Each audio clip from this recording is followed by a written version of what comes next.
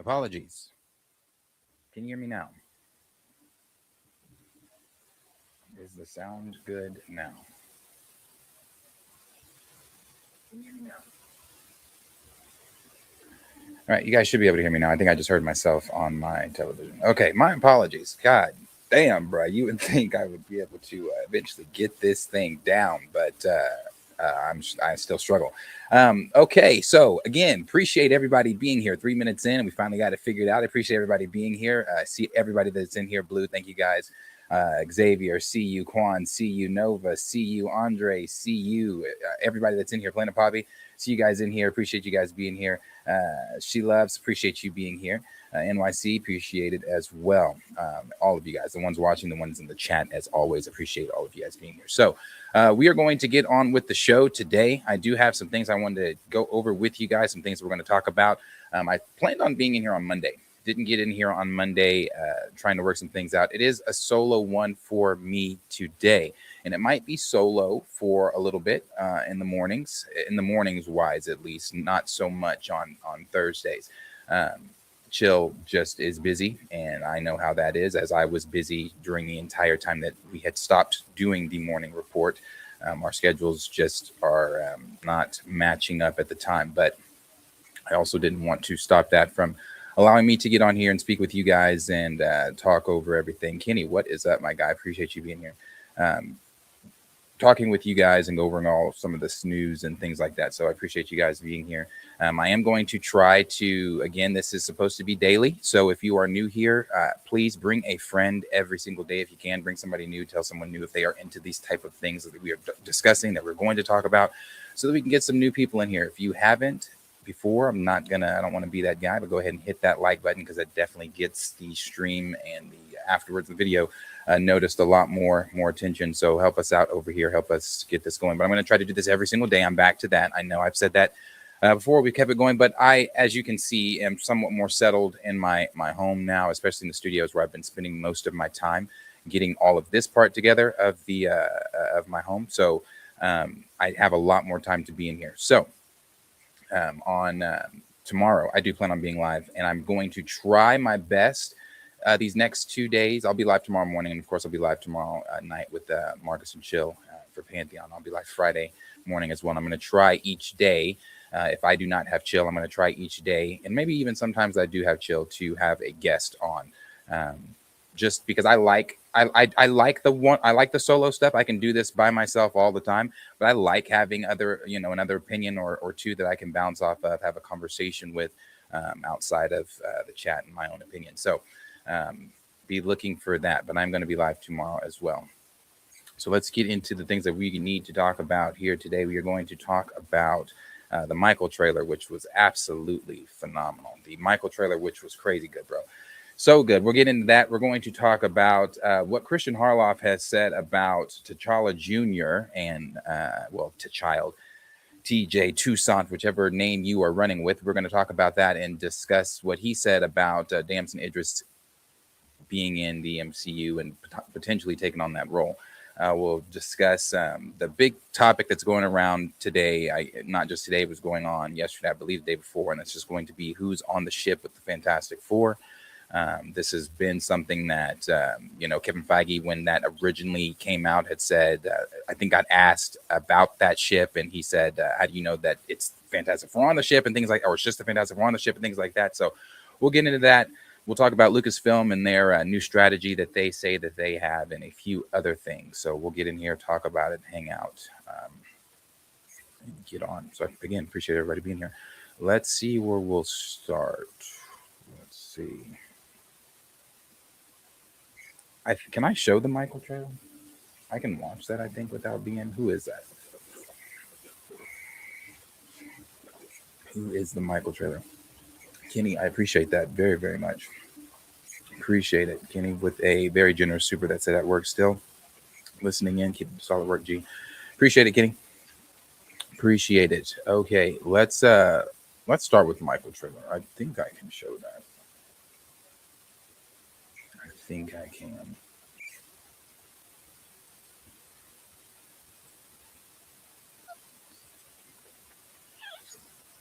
Let's see. All right. So the Michael trailer dropped 2 days ago. The full trailer dropped 2 days ago, and I have watched it a number of times. A number of times.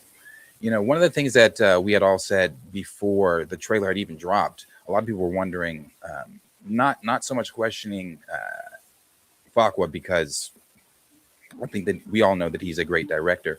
But when we started hearing things behind the scenes, some of the things that were going on, the splitting the film in two, the having to go back and delete things because it violated contracts and court orders and things like that. The things that were going on that we heard from Paris, Michael's daughter. Um, uh, and all the things like that, all the different rumors and things that were going on with the Michael Jackson film behind the scenes. One of the things that I had always praised them on, and that was the casting of Jafar.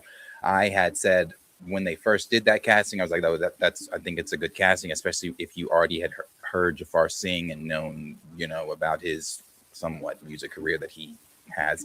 Um, I thought it was great, and after we saw the first teaser, after we saw the first pictures, I thought it was even better. But this right here solidified it for me. This trailer right here solidified it for me.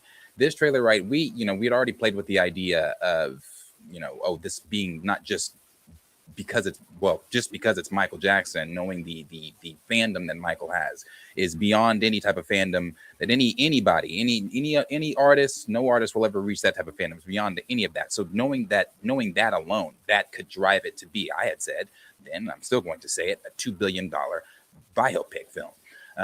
You look at what I think is I love biopics anyway. I've said that before. You look at what I think is a brilliant biopic, and that is Bohemian Rhapsody. Look what Bohemian Rhapsody did. I saw Bohemian Rhapsody in theaters once, but I saw it, streaming many times. It's a very, very, very good biopic. Now you're talking about Michael Jackson. Michael Jackson, who I have shown here clips of the Tribe or whoever it was in the Amazon, where they were showing them different pop culture things and they didn't know. But then when they showed them Michael Jackson, they all jumped up saying, "Oh, Michael Jackson, that's Michael Jackson." Da da da da. You have people in the Amazon without any type of connection to the modern world that know who Michael Jackson is. In death, he is still breaking records and doing the things that he is doing. There will never be another Michael Jackson. There will never be an artist that ever comes close to being Michael Jackson. And I think, again, those facts alone is what drive it to being that $2 billion film. And now seeing what we've seen in this trailer. Oh, yeah.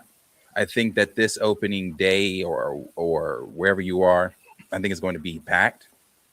And I think that this really does bring in the numbers that they were wanting it to bring in, as far as even solidifying the part two of this.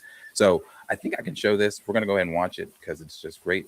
You let me know if you can hear it. You guys should be able to hear it, though. Brilliant. Brilliant, brilliant, brilliant. I'm probably going to get flagged for that for sure. Brilliant. Brilliant. You cannot tell me that is not great. I mean, down to the details. I've got some things bookmarked on Twitter, down to the details, the outfits, the who was there, the people that were in the background. They have taken so much fine care into this project, down to the details, bro. Everything is great. I've seen so many people on Twitter talking about. I guess a lot of people have been, for the first time, visiting Jackson's The American Dream because the line where Joe Coleman Domingo, who looks very, I mean, everything, the costumes, the looks, everybody looks, this is going to be so damn good. Everybody looks so good. And Coleman Domingo, I've seen a lot of people saying he might get an Oscar for this. Brother, really, maybe, because for those of us that have, because those of us that have been here, Michael's journey, the story of the boys and things like that. I saw, Twitter posts of people screenshotting the scene of him holding the shoe while they're rehearsing, saying, "Oh, didn't know that he was beating them like that." Yeah, brother. They were. I guess a lot of people. I didn't know. A lot of people are kind of oblivious to that, but I've seen that a lot going on Twitter. Yeah, they beating the hell out of them boys. So when he tells Michael, when Michael says, I don't know, I got to think about it. He goes, I told you what to think. brother, that line right there again alone was just like, this is going to be so good because they are capturing the relationship that, again, I guess not a lot of people were privy to between Joseph and Michael behind the scenes. You know, there's the famous video. Again, I don't know how many people have seen it, but I think it's the very famous video of Michael giving the interview behind. I don't know where he was. It looks like he was in a dressing room or something, where he was talking about Joseph, and he was talking about getting, or the beatings or something like that, or getting hit or something like that. And he had said, you know, "Well, cut this out. I apologize, Joseph," and things like that. Yeah, they were terrified of Joseph. And you know, I think we had the conversation on Pantheon one time about, you know, but it worked. Not justifying the beatings, but at the time that was, I'm not saying every household was like that, but that was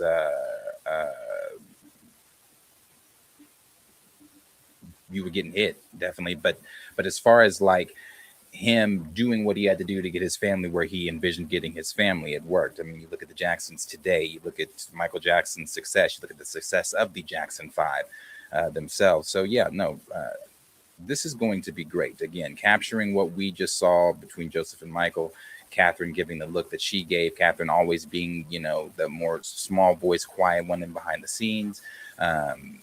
This is going to be good. The final scenes that they were doing, what tour was that they did? It was Michael's last one with them before he went solo. I forget what that was, but it's how they end Jackson's The American Dream. That scene where they were all lined up there, great.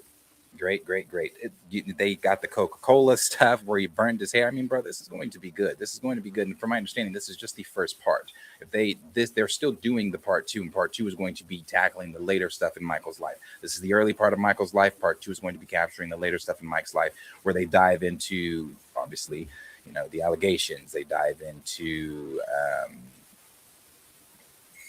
everything like that. So I don't know how deep into that they're going, but just looking at this first part here for the part one of their trailer, yeah, they're gonna, if they're going this detailed with part one, part two is going to be even more detailed. And I think part two is the parts that they had to go in and rewrite and take out because of the court ordered stuff with, I forget the kid's name, one of the ones that accused Mike.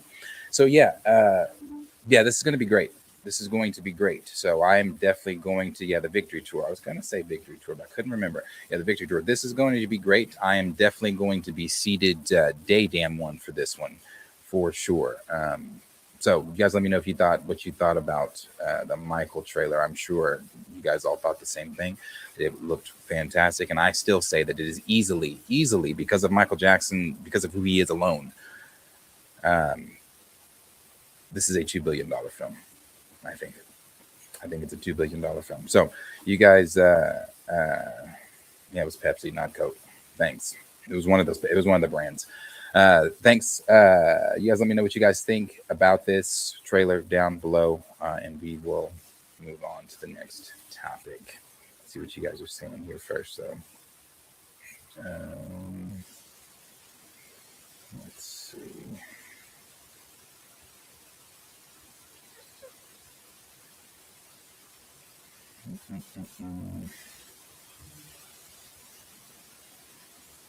Should have said not even Beyonce when I was comparing. Yeah, no, not even Beyonce. None of them. Andre said Mike is in a league of his own. Kenny said he got chills. Yep. Xavier said can't wait. Goosebumps. Eugene said first trailer. The IMAX version will have aspect ratio scenes for the concert performances. Damn, I'm going to have to watch the IMAX and Dolby now. Let's see. Hunt said The American Dream was required watching, and Black House is growing up for sure. I definitely spent the 6 hours on TV One watching it anytime that it came on. I remember the very first time I saw it, man. Love that story. Dr. Doom said, I remember being stuck in the elevator at Kmart over at La Brea if I'm saying that correctly, in LA with my mom and sis with MJ. With MJ, kind man, and yeah, it was him because he got out of the store and got in a white skinny limo car. What? You were in the you were this was you were in the an elevator with Michael Jackson. That is a story that, although if somebody, it's one of those ones where I'm like, yeah, right.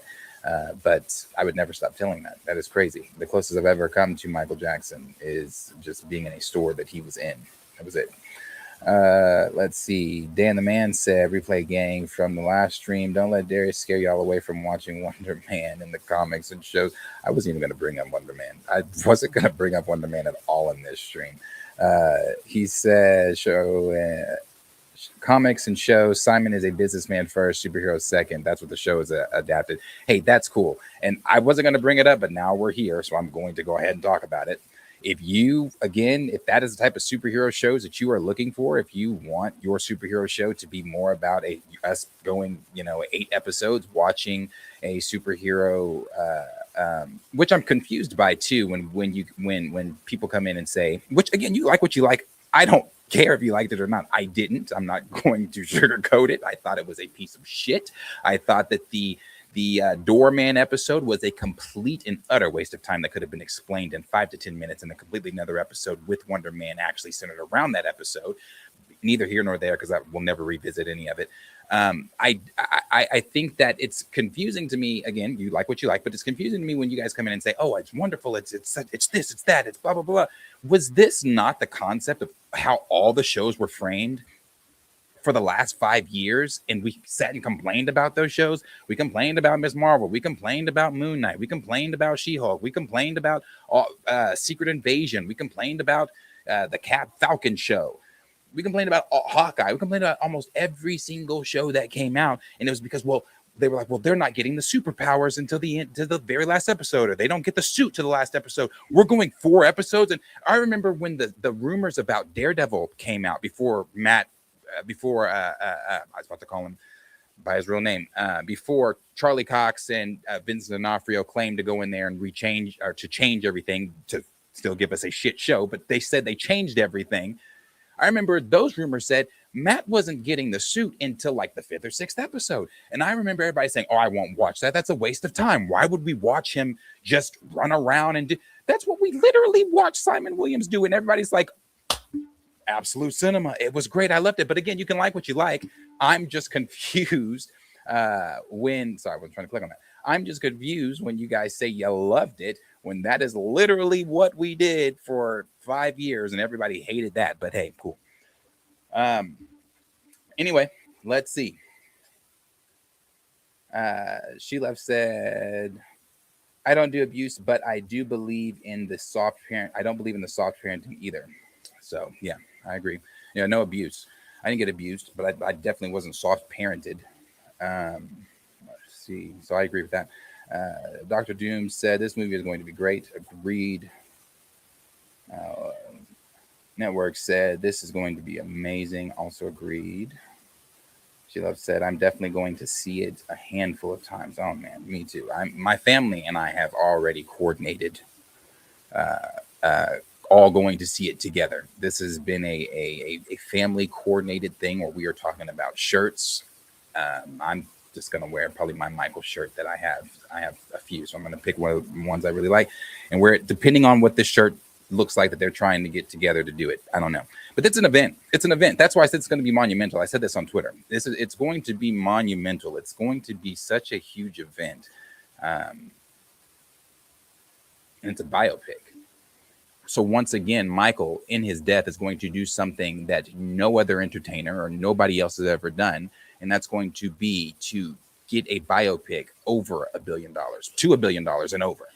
So once again, Michael Jackson is going to be the greatest at something in death, and even in death. And people like to argue with me and say that, oh, there are other people that are close. I had an argument with somebody, a disagreement with someone on that I personally know on Facebook. They were telling me that no, Beyonce is close, and I was at her concert, and this and this and that, and blah blah blah. People like to bring up Beyonce and all that kind of shit all the time. You got to remember, Beyonce is doing this in an age of, and I'm not just talking about it even now. She was still doing this in an age of where you had MySpace, even you had the internet. There was nothing with Mike. You didn't have TikTok. You didn't have Spotify. You didn't have Apple Music. You didn't have the internet to run to. You didn't have YouTube. You didn't have cell phones where you could literally film a kid and film him in Indiana singing on wherever they were singing, and then in seconds, because you uploaded it on YouTube, it ended up in Dubai or it ended up in wherever the fuck, somewhere all over the world, and then millions of billions of people have seen. Didn't have that. They didn't have that. So Michael did in the age what no other artist could do. So you can't say that it's the same, or that they're the same, or that she's in the same lane. I like Beyonce. I like Beyonce a lot. But to compare her to Michael Jackson is a fallacy. That's just false. False. Even when they say Chris Brown, I think Chris Brown, sure, you could say that he's the closest to Mike, I guess, when it comes to dancing or anything like that. But Chris Brown ain't no Michael Jackson either. None of them are. None of them. None. So none will ever come close. Let's see. Andre said more money will be made internationally than domestically. You think so? Oh yeah. I actually, you know what? I agree with that. I agree with that. SJ said, not sure about 2 billion. Oh, I'm saying 2 billion. I'm giving him that 2 billion.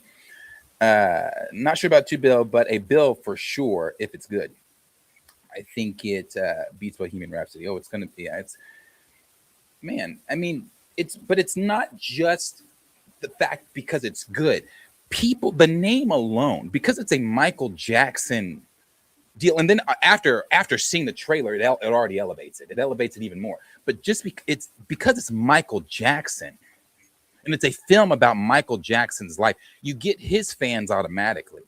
And then, of course, you're going to maybe have those people that might be interested in that. Michael Jackson, again, bro, I can bring up Bohemian Rhapsody to my nephew who is going to go into the 6th grade. His little brother is going to be going into, I think, the 2nd or 3rd. I can bring up Bohemian Rhapsody to the both of them. Deer in headlights. Do I know that for sure? Have I ever talked to them about Bohemian Rhapsody? No, but I know that they don't know who the fuck Bohemian or who they are. Who Queen is. They don't know who Queen is. So, wait a minute. Am I saying Queen? It's what's his name?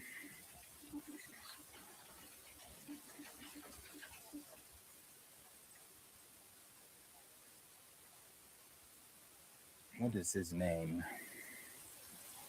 AIDS benefit concert, the one Michael, I guess, was going to do, didn't do. Why? See, I'm even blanking on name.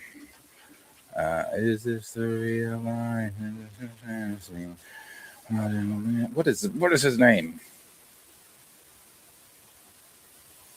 Somebody in the chat beat me to it before I find it. Freddie Mercury, thank you. I could say Freddie Mercury. No, they're not going to know. Deer in headlights. If I say Michael Jackson to them, they already know who that is. Michael Jackson transcends generation. Their children will know who Michael Jackson is. I'm not saying that Queen wasn't Queen. I'm not saying that they weren't phenomenal. We still sing those songs today. Bohemian Rhapsody was what, 900 something $million? But Michael's, again, their children's children will know who Michael Jackson is. And I'm even going to go as far as saying their children's children's children will know who Michael Jackson is. So that 2 billion, I'm going to say 2 bill. I'm going to say 2 bill. I don't care the error. I don't care. I don't care the economy. I don't care. The name alone, who he is, what he does, what he has done, what he continues to do in death, should prove enough to anybody that, yeah, it's very, very, very, very, very, very, very possible for this film to hit $2 billion. Very, very, very, very, very possible for this film to hit $2 billion. This is not just any person that has walked the earth. And I'm not putting him on a god status because he's not. But when it comes to accomplishments as a human being here on earth, when it comes to recognition as a human being here on earth, when it comes to the things that we, a lot of people in that position strive to do and still strive to do, when it comes to even the comparison, the comparison even is, oh, that's almost Michael Jackson level. He has his own phrase, Michael Jackson level. When we are comparing artists, we compare them to, the level of Michael Jackson. When Justin Bieber was the Bieber fever, who were they saying? Oh, this reminds me of Michael Jackson, and this and this, and it still didn't. It still did. Yeah, you had girls crying and things like that, like blah blah blah. But I'm telling you, it's different. I know a lot, and you could be saying, "Oh, Darius, you're being biased or whatever." It's different. It is different. I use this all the time. It is different. People were passing out before the man even got on stage. People were getting brought out of the taken out of the stadium on stretchers with him just standing there, doing nothing. Then let him just reach for his glasses, then take them off, and that's an elevation in the sound level. What artist has ever reached that type of level? What artist has ever reached the level that Michael Jackson is on, where we've seen the videos of, and yeah, you've had other artists where you have crowds outside their hotels, but not like Mike's, not like Mike. But they don't really care about us music video. If I'm getting my facts correct, he could not do that here. He had already, I watched a video on this. He had already been, something had happened with another video or something where it was upset. It had upset folks here in the United States or something like that. So he had to go where he went to do the video. And that government didn't want him to do it there either. But the, where was it? Where was that video filmed at, where the, I don't even remember the gang that allowed Mike to do that, opposing what the government of the nation had said. Who, I don't even remember. I don't remember where it was. That level of stardom. Brazil, thank you. In Brazil, where you've got the gangs in Brazil talking about, oh no, Mike, come film. Promise you won't be touched. What artist is garnering that level of attention, that level of respect, that level of, I don't, there will never be another one. There will never be another one. So yeah, 2 billion for sure. It's very, very, very possible that thing hits 2 billion. Let's see. Professor said, content creators still react to Michael Jackson's music video as if they are new. I mean, can you play a Mike song anywhere and people be like, who's that? Play Rock With You anywhere. Play the Thriller album anywhere. And what are people are going to know who that is. That is not possible with every artist.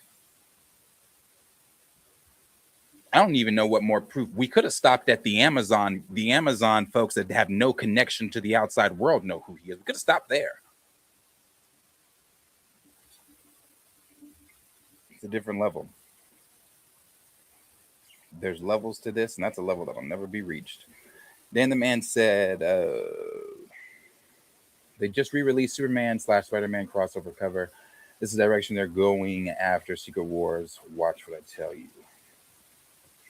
The show said, just like Get Out and Sinners raised the bar for horror, this movie will for biopics. I agree with that. It'll be another record he breaks. I agree with that. Battery said, MJ been dead near 20 years. He's not relevant under 30-year-olds broadly.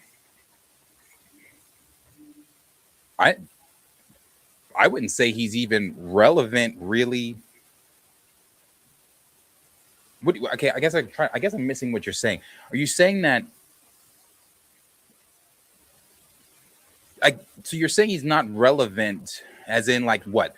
They're not having conversations about Mike. Mike is not like a trending topic, and I can agree to that. But relevancy and being known are two different things. The Trojan War isn't relevant, but we know about it. They know who Mike is. That's the point. You can play Thriller in a third grade auditorium right now, and they're all going to know it. They're all going to know it. None of them are going to be like, oh. They may not know it word for word. They may not know the dance moves. They may not know anything about the music video. They may not know, but they can tell you that's a Michael Jackson song. They can probably sing the chorus. They can probably pinpoint it with Halloween when it's normally played for the masses. You can't do that with every artist.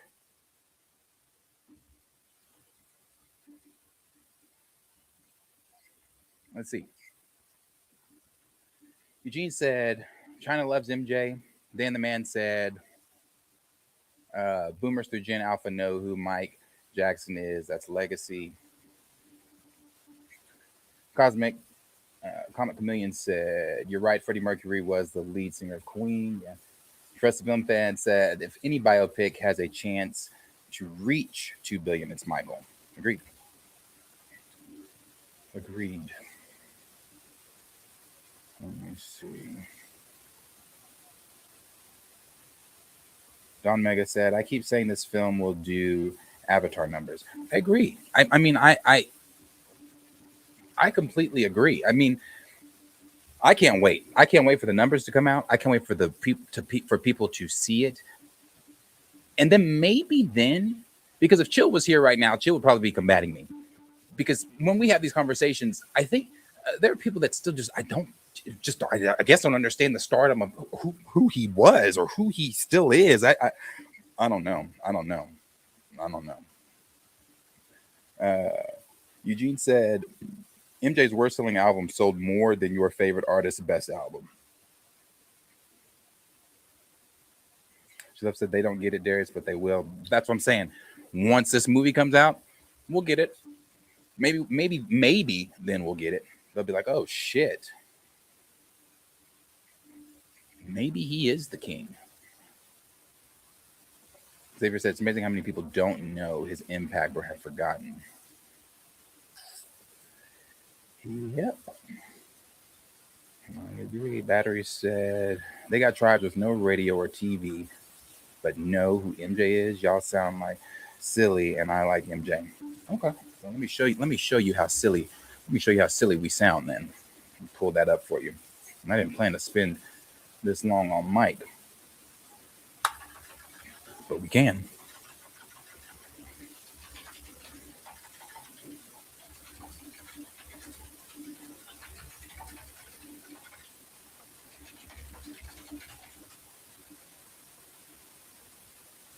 But est-ce que vous... Ça, ce sont nos jardins. C'est le jardin à la française. Qu'est-ce que vous pensez de ce jardin-là, vous qui êtes habitué à votre forêt? Ce n'est pas bien ce que vous faites à vos plantes. Vous leur faites mal en les taillant comme ça. Pour nous, les plantes ont un esprit. On n'a pas le droit de les traiter comme ça. Tailler un arbre, c'est le faire souffrir. Qu'est-ce que ça vous fait? Quelle impression ça vous fait qu'un homme ait pu marcher sur la Lune? Nous, ça nous inquiète. La Lune a été créée pour être loin de la Terre, pour ne pas qu'on y touche. Mais pourquoi vous êtes allé là-bas? Qu'est-ce que vous êtes allé chercher là-bas? Quel intérêt pour les humains d'aller là-bas? La Lune est là pour nous éclairer la nuit. Autrefois, il n'y avait pas autant d'éclipses. Vous avez dû la déranger. Nous, ici, on a remarqué des changements. On a de plus en plus chaud. Il y a moins d'air frais qu'avant. Avec votre technologie, vous allez tuer la Lune.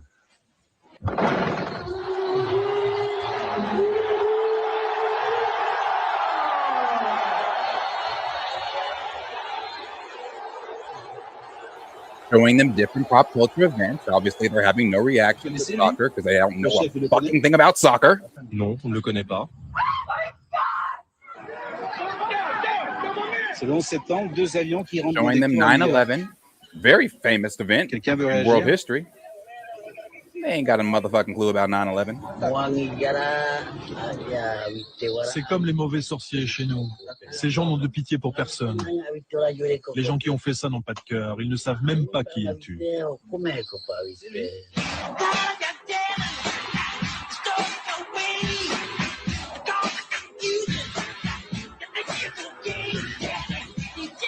Vous savez qui c'est? Michael Jackson. Comment vous savez? J'ai vu Crazy, une fois à right? la télé à la ville. Il y en a combien qui le connaissent? Crazy, right? Yeah. We have to stop this questioning who Michael Joseph Jackson is. We got to stop this. But I do agree, SJ, we do need to move on. I agree with SJ. We do need to move on. But yes, we got to stop questioning who Mike is. Stop questioning who Mike is. This is just this, Battery said those are paid actors. Nah, I won't accept that. That was an Amazon tribe for real. No paid actors. No paid actors. All right. So anyway, let's move on. Let's move on because we spend way more time on Mike than I had originally planned to spend on Mike. So let me stop this. Reshare. All right. Now I don't have the clip here of what Christian Harloff said because I think we'll go ahead and move there. I don't have the clip here of what Christian Harloff said about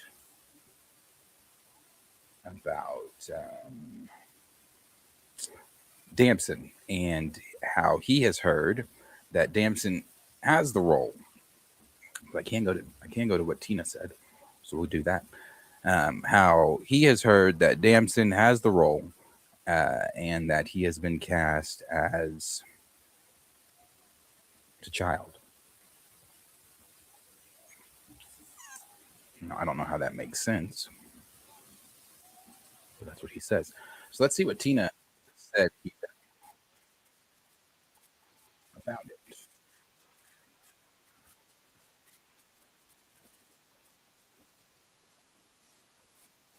Sparklight.com. Order Little Caesars new Detroit style slices and sticks for only $4.99. You can have Daniel RPK had the black community buzzing this week because allegedly. The lawyer lady up there in the booth is telling me to say allegedly. Okay. Allegedly, he wasn't interested in the short-term variant role either. And that's when he went on to take the role of Prince Enon in Children of Blood and Bone. Now. Okay, so what she's saying here, before we get into that, she's talking about how Aaron Pierre, and we've talked about this before. That's why I said I'm not going to get into the Aaron Pierre thing because one, we've talked about it before. I don't really know why it came back up and was recycled, but she had said that Aaron Pierre, or that they had that conversation. He was brought in to Marvel, and possibly even the I remember at the time that was a rumor. The guy that played the voice of Scar in the Mufasa film had been brought in as well. They brought the pair of them in because, as I always say, the same thing like they do with these directors, like Matt Shackman, Destin, now Sam Raimi. These are in-house guys. They play ball. They like them. Ryan Coogler. They play ball. They like them. Aaron Pierre was already in-house with Disney. Maybe not in-house with MCU obviously yet, but in-house with Disney. So they already had an upper hand there. And Tina had said the same thing there in what she was saying about Aaron Pierre. But we had already said a long time ago, and Tina's covered this, we've covered this, others have covered this, that Damson didn't want a short-term deal. He didn't want to come on and do a as I said at the beginning, when I first thought T'Challa was possibly going to be coming back, I said if they do have him come back, it's going to be a here he is. All right, he's gone after Secret Wars. He didn't want to come in and do a one and done thing. At the time, maybe T'Challa was off the table. Maybe some other things have gone on to where they have put T'Challa back on the table, to where they have renegotiated things and the story, because apparently they're doing reshoots. Damson schedule puts him in London at the time that they're going to be doing reshoots. Could those reshoots be for T'Challa himself? Possibly. I told you Thursday, I'm a little bit more on the side of believing that it might be T'Challa. I'm still not 100%. I wouldn't even say I'm past 10%. But there's way more percentage that was there before. I still don't believe that that's exactly what they're doing, but it might be back on the table. Because if Damson is doing this, and I still don't believe he would do this for a one and done deal or 2 appearances and then I'm out. I believe he wanted the role to be a longer term role. And that's what Tina has heard too. Tina's got people that are close to the source. And they had told her the same thing, that it was, he was wanting a more lucrative role in the MCU if he was going to take that role. They had declined originally, and Tina, as she said, she says, and we all know this, he took on the role for Children, Blood, and Blown as Prince Enoch. Did F1. F1 is supposedly getting a sequel, things like that. So if they've renegotiated something, if he really is going to be taking on the role, maybe it is going to be for Secret Wars, Doomsday, and beyond. And if so, is he going to be playing T'Challa? Is he going to be playing the kid? As I've said many times, narratively to me, it doesn't make any good damn dumb sense for it to be the kid. It doesn't make any sense for it to be the child, narratively, in the story currently. Because I don't know how long it's been since Wakanda Forever, between then and Doomsday. I don't know how much time, has it been 20 something years? Has it been 20 years? Because the kid's 6 when we see him in the trailer in Wakanda Forever. So if he's 6 years old at that point in time, when we see him in Doomsday, narratively, unless it's been 20 years, how does it make sense for him to be the kid? Oh, well, Darius, it's the multiverse. He could come from it. Then why not just pull T'Challa? And if you don't pull T'Challa himself, T'Challa proper, and again, it is the multiverse. And I've said this before. Just because we go to another universe doesn't mean that T'Challa has to be alive in that universe. I've said, at first being cheeky, but now being dead ass, I believe they've killed him in every universe. My opinion. Also, with us going to the Fantastic Four universe, knowing that takes place in the 60s, with us going to whatever universe Steve is in or whatever branch timeline he's created, knowing that takes place in a 60s timeline, we could go to any number of universes and it not be the exact time that T'Challa may have been king or even born king, protector, Black Panther of Wakanda. And that's something I could definitely see them doing. At one point in time, we had heard that it was going to be Azuri, that he was going to be playing Azuri. He's going to be playing, a version of that from another timeline. But to me, that makes more sense than you pulling a version of the kid, an older version of the kid from a time that narratively, that does not make any sense to me. That doesn't make any sense. Now you could say, okay, it could be a future timeline that they get the kid from. And then I guess, yeah, sure. Narratively, there you go. That would make sense. It's a future timeline. The same way you can go to the past, the same way the Fantastic Four in the past, Steve is, I guess, in the past. If we visit more timelines in the past, the same way we can go to the future and visit a timeline where, hey, the kid it's been 20 years since, Wakanda Forever in that timeline. And hey, now he's grown. I don't know. But do I think that, but then how does that then carry over to Ryan Coogler's Black Panther 3 if he's taking a long-term deal as Black Panther? How does that then carry over to Black Panther 3? Because as I've been saying, unless Kevin Feige has set Coogler down and said, hey, listen, things have changed. This is what we've got to do, or blah, blah, blah. I still don't get how that, and again, maybe after Secret Wars, time is different, and then the kid is older, and we're in a future. I don't know. But I've said this before. I said this on Twitter, and to me, this just doesn't make sense. If I'm Ryan Coogler, and I've already to them, because at one point in time, now we don't know this concrete for sure from Marvel Studios, but if we were to believe the rumors, the scoopers, and everything like that, like we believe them on other things, his name was on the table for Secret Wars at one point in time. So they clearly have a lot of faith in Ryan. They had a lot of faith in him to give him the entire IP of the Black Panther, to where he was going to be doing Wakanda, all the Wakanda shows. He was going to be doing the Okoye show. He was going to be doing the World of Wakanda show. He was going to all the little rumored shows that he was in charge of all of those things. So much so that we've heard from 2 different employees over at Marvel Studios that before they even got to use T'Challa in any type of project, they had to call Ryan Coogler. We had to get the okay from Ryan Coogler. So they clearly have a lot of faith in Ryan. They clearly trust Ryan. They clearly are going to let him do whatever story he's going to do, because if we're to believe it, they told him, you make the decision on what is done with T'Challa. If you want to bring him back, you want to recast, you make the decision on what Wakanda Forever is going to be. We're going to get out of your way. Now, maybe that's changed. Maybe it's like enough time to them, maybe to the higher ups, it's been enough time or whatever, to where they're like, okay, now we're going to step in, we're going to force you to make a decision one way. But again, I don't believe that. That's not what I believe. What I believe is this.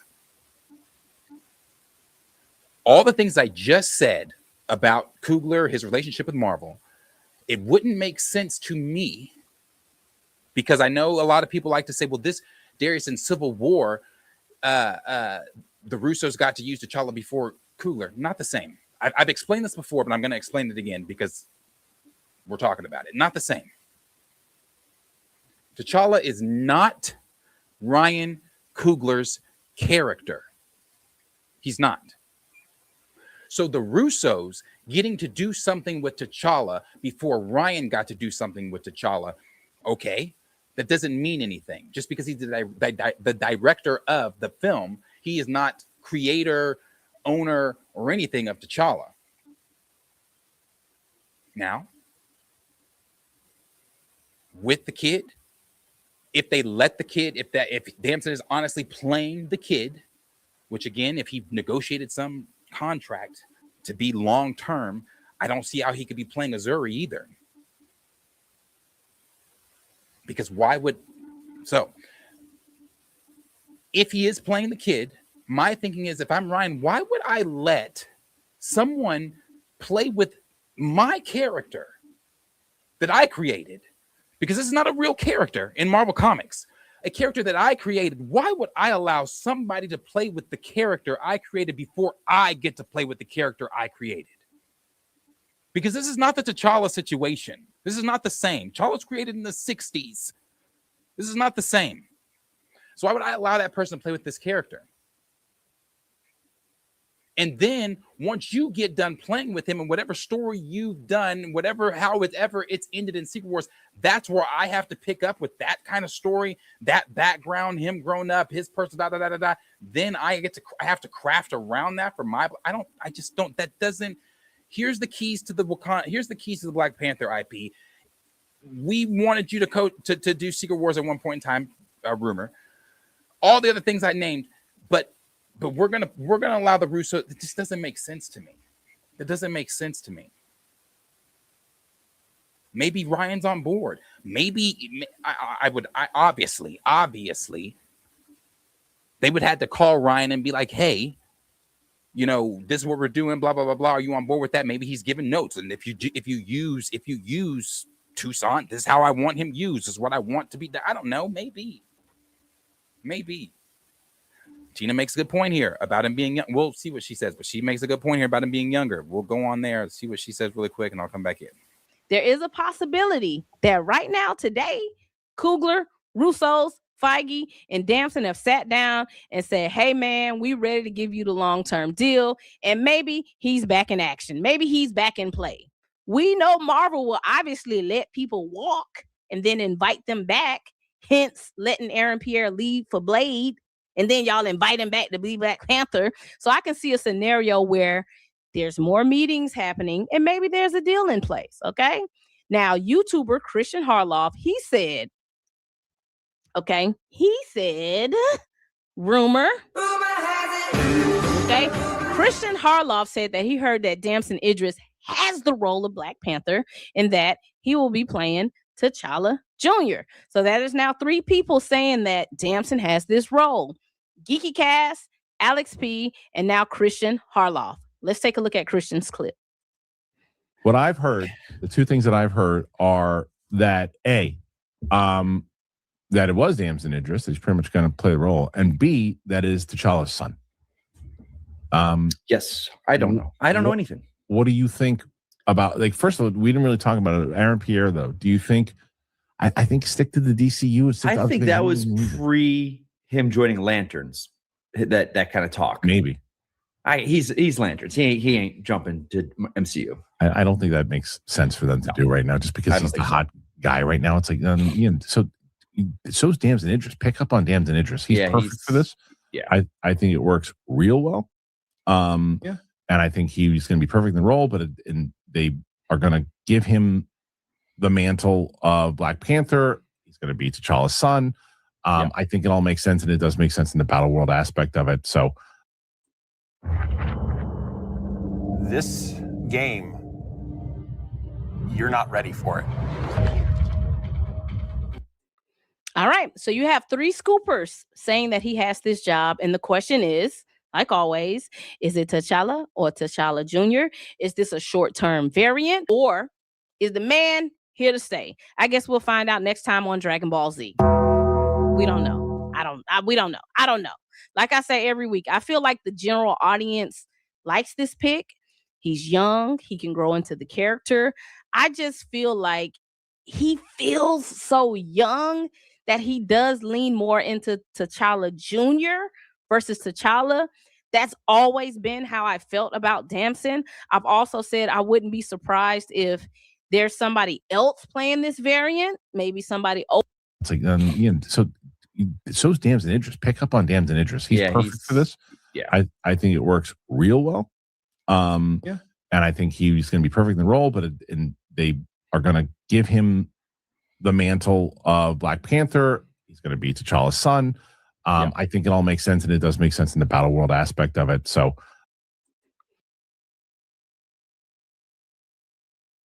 I guess I don't know. It doesn't make sense to me in the battle world aspect of it.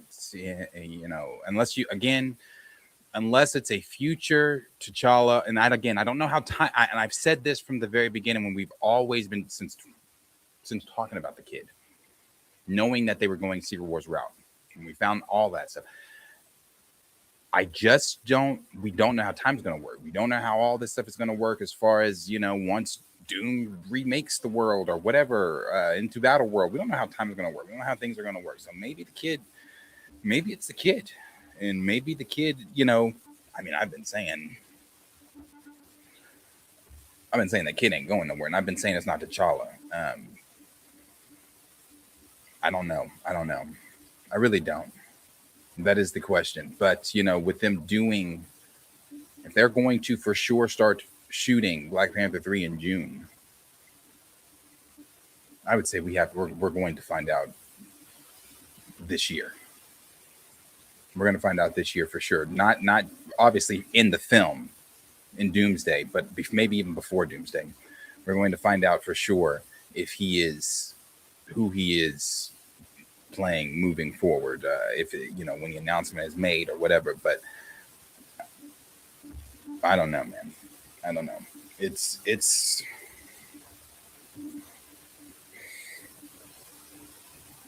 like I said, I'm a little more optimistic. It's not a lot, but I'm a little more optimistic that he could potentially really be T'Challa. But like Tina said, I agree with the whole, he's younger, looking like the kid more than, and I just don't see them moving away from that character. Now, obviously you can have them both there. As I've said before, the kid's never the problem. The kid was going to be there regardless. The kid was going to be there whether, had Chadwick gotten to do this movie, and they went on with the script or not. The kid was always in that script. I'm not saying that was a great script.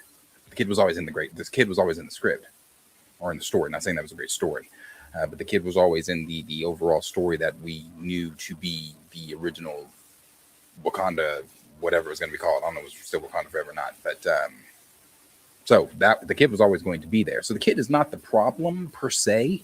No, I don't really want the kid, if you don't know what the premise of Wakanda Forever was going to be before Chad's passing, it was going to be T'Challa had a son. The same thing. He had the kid during the blip. He didn't know he had the kid. And came out. He missed, most of the kid's life. He's going to take the kid on a ritual that they do in Wakanda when he becomes of age, where he takes him out into the forest. They do some type of ritual. Some shit was going to happen to where he was going to be forced to take the kid on whatever was happening with him, and it was going to be a father-son type of journey. The code name for the film, or the title for the script, was Summer Vacation. So it was going to be a father-son film, still in line with that whole second or whatever phase we were in, post Endgame vibe of what Marvel was doing at the time with the kids, and then even what we heard with what they were going to do with Blade and the daughter, and seeing Thor got the daughter, all that kind of stuff, all the things they were doing with just changing stuff and making all the Avengers parents and blah blah blah. So I'm not saying that was a great story, but the kid was always going to be there. So with the kid always going to be there, and maybe I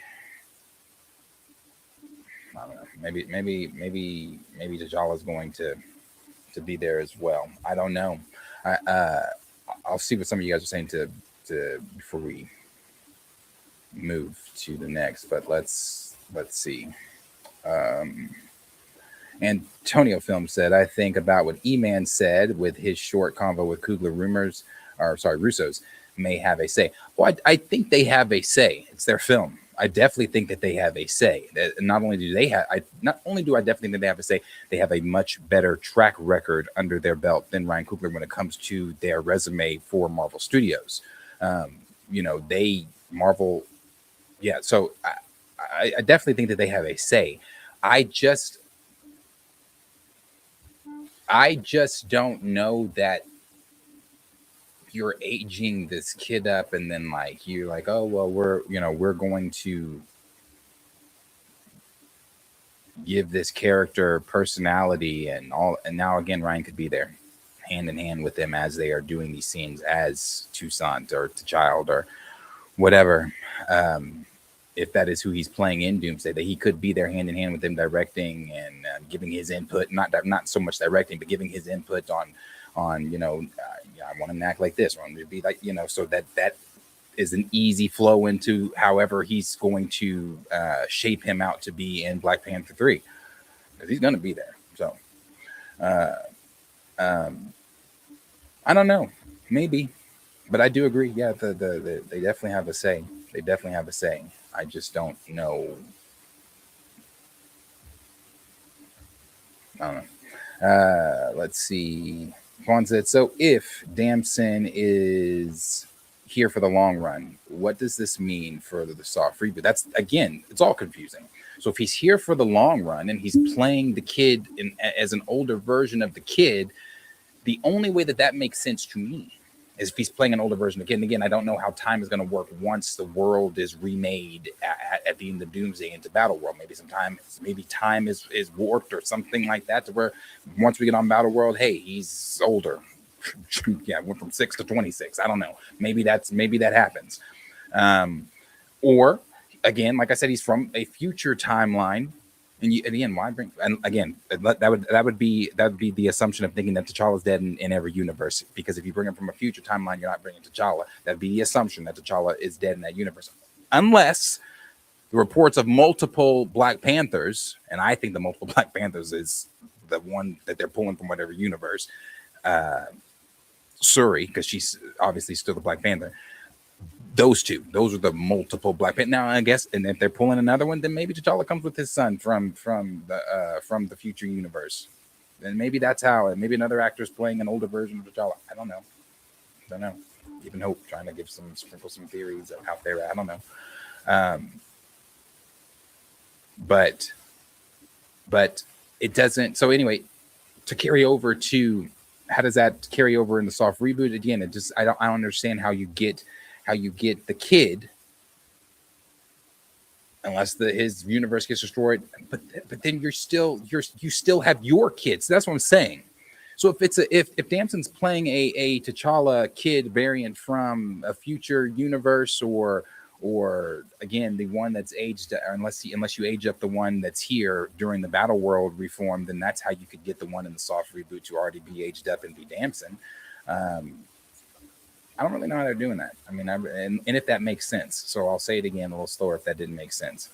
The kid that is already here, that we already have, Toussaint, that is 6 years old, I believe, still currently in the MCU, unless we don't see that child, because I don't believe he might be mentioned in Doomsday. Hell, he might even the actual kid that is, in Wakanda currently, or Haiti, wherever the hell he is, we might see him as a child in Doomsday. I don't know, unless that child is aged up after the reformation of the world into Battle World, and then that being aged up into Damson, and then that character carrying over to the soft reboot to be the same character from Wakanda Forever, blah blah blah, all the way through. Then that's how it could carry over to the soft reboot. But if it's in from a future universe and you still have your Toussaint here, so two Toussaints, which wouldn't make sense at all. Then again, I don't know. Yeah, it's all over the place. Mental gymnastics. I don't know.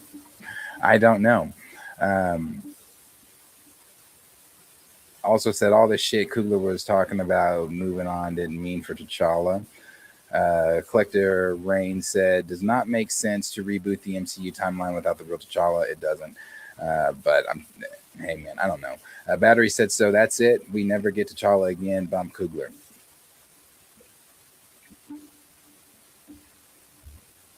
I don't know, man. I know that I don't have an answer. I know I keep saying I don't know, but it's.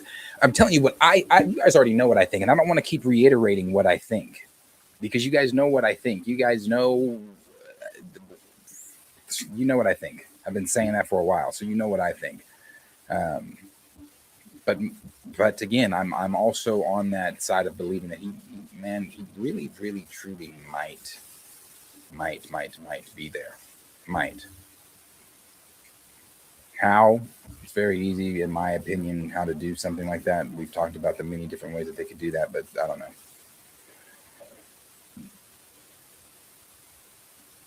Let's see. Shotdown said, can you please Real Rejects cover this Damson Black Panther project? The Real Rejects talk about it. Sure, why not?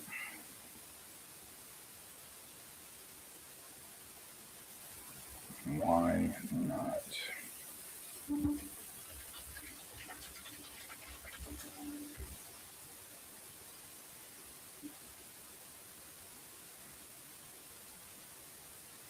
Where did they talk about it? Wait, the Real Rejects, like the reaction channel Real Rejects? Or do they? Oh, you're talking about their little or thing that they do with Koi.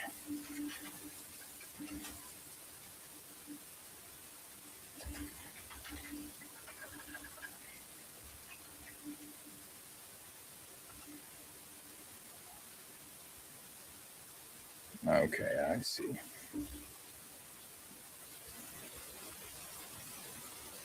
Let me find that video.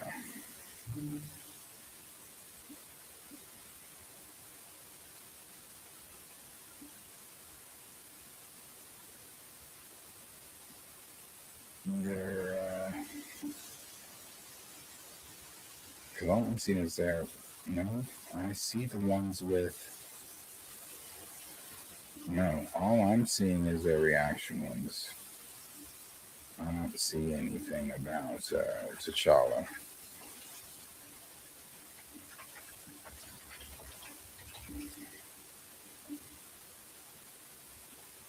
Okay, now I see it. 3 days ago.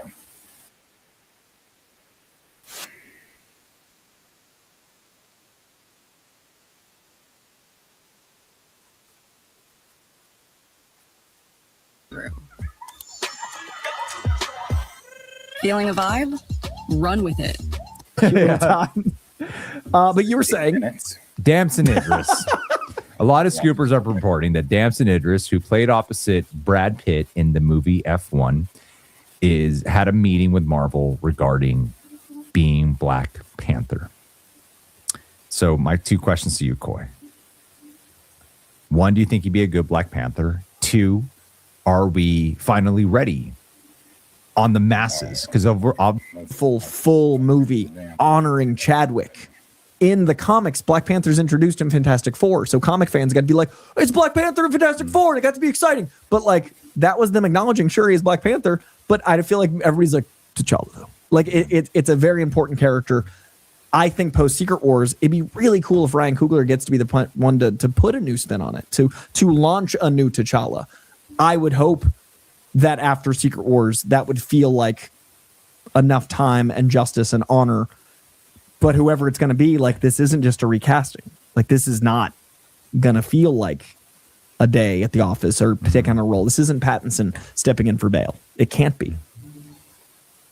I don't know what the X-Men plan will be. And obviously we both want a proper Storm origin done, especially after watching X-Men 2000. Dude, I don't know if I want her introduced in Black Panther, though. I was then thinking she's suddenly like wife of T'Challa. Yeah, that was the one thing I was thinking. Like, you would sometimes by having a relationship dynamic established, that can help you accept like a new interpretation. So I was like, oh, she's introduced as like, wife of T'Challa, Storm. She's already Storm, and they already had that relation. Then you're like, oh, this is a different T'Challa, different. I would be more comfortable with a Storm movie introducing Prince T'Challa.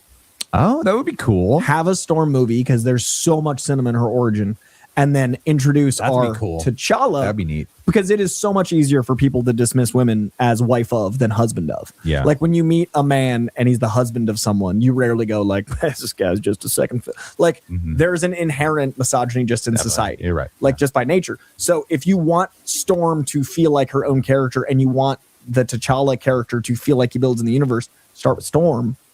And therefore you negate the inherent, and it's no one's fault. No one's like trying to be misogynistic. Well, some people are, but like societally, they won't have that weird connotation. Yeah. I agree with you. That's actually not a bad idea. Like back in the kitchen, Aurora Monroe is not the move. Yeah, but we'll have a new world too with the X-Men. And I think they should start introducing the X-Men in. So I don't know if they're going to reboot at Secret Wars. I don't know what level of reboot they're going to do.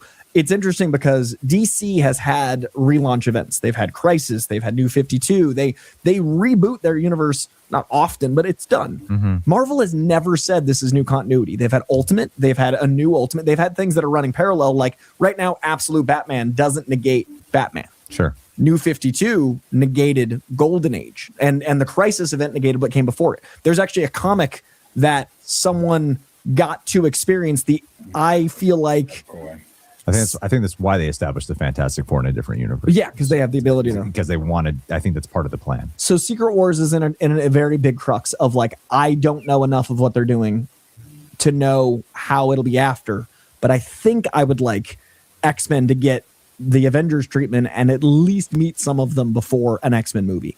X-Men was great. We just watched it. I think it does a really good job building a team, and then she gets to take the powers Captain Marvel level up. You have Storm. Yeah. I can't add to that. That's perfect. The new hierarchy at the DC universe. Easily label it. We've just like Control F. All the Marvel marketing segment into like what I do to change things. This feels like old internet before it was all like having a podcast conversation. Guys, the more the world feels less intent on hiding its evils, the more X-Men society needs it to be very insular about these things. I think we need a group that isn't tied into the powers that be saying that they're okay to exist. Can't really do X. I'll tell you, to be honest with you, I got nothing from that. Besides, no idea what the hell he was talking about Aurora being in the back, not to be misogynistic or whatever. And if he was talking about him marrying or Aurora being married to Toussaint, then I've said from the very beginning, I thought that was something that they may do, and I thought that was disgusting. I think it's dumb. But people are, again, the general audience is gonna be like, oh well, hey, T'Challa. Does the general audience even know that they're married in the comics? I don't know. Doubtful. But no, I didn't get anything from that. But no, I don't think that you do the Prince Toussaint deal with Married to Storm. No. Let me see. I'm gonna go back up here because I want to see what you guys are saying on some of these earlier things.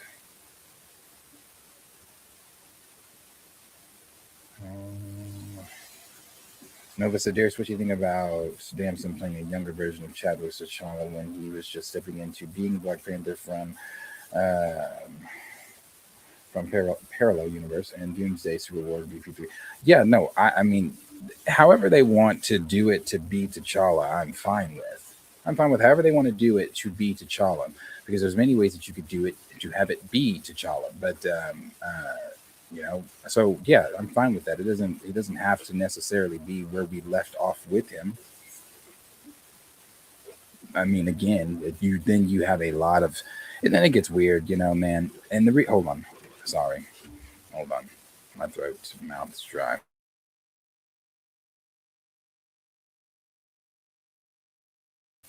Then it gets weird.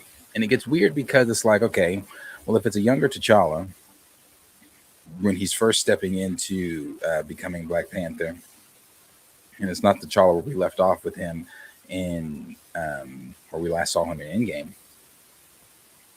then if it's the same Wakanda, you still have a problem.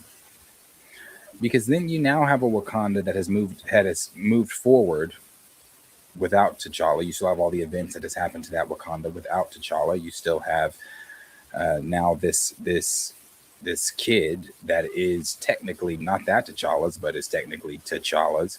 And now, so what is he just coming into this? Isn't it, bro? It's complicated. This outside T'Challa from another universe is now coming into it. Would that Wakanda accept him as Black Panther? Would they not? But we have. And they could be like, well, this is a way to replace, but I don't know, man. It gets complicated. It gets crazy. And it doesn't have to be that complicated. There's other ways you could do it. But again, if you have a younger T'Challa and you have the Wakanda that we currently have that has moved forward without T'Challa, the last time we saw him in that position of from the last time we seen him in the position of stepping into first being Black Panther, then it raises questions, in my opinion. Let's see where else we were.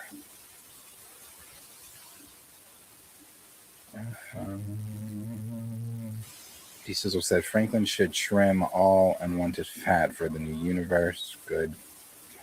Antonio Film said, I think they should disappear the kid from the new formed universe because IDK, who's excited about the child, right? Could agree. Andre said it's all over the place. Mental gymnastics.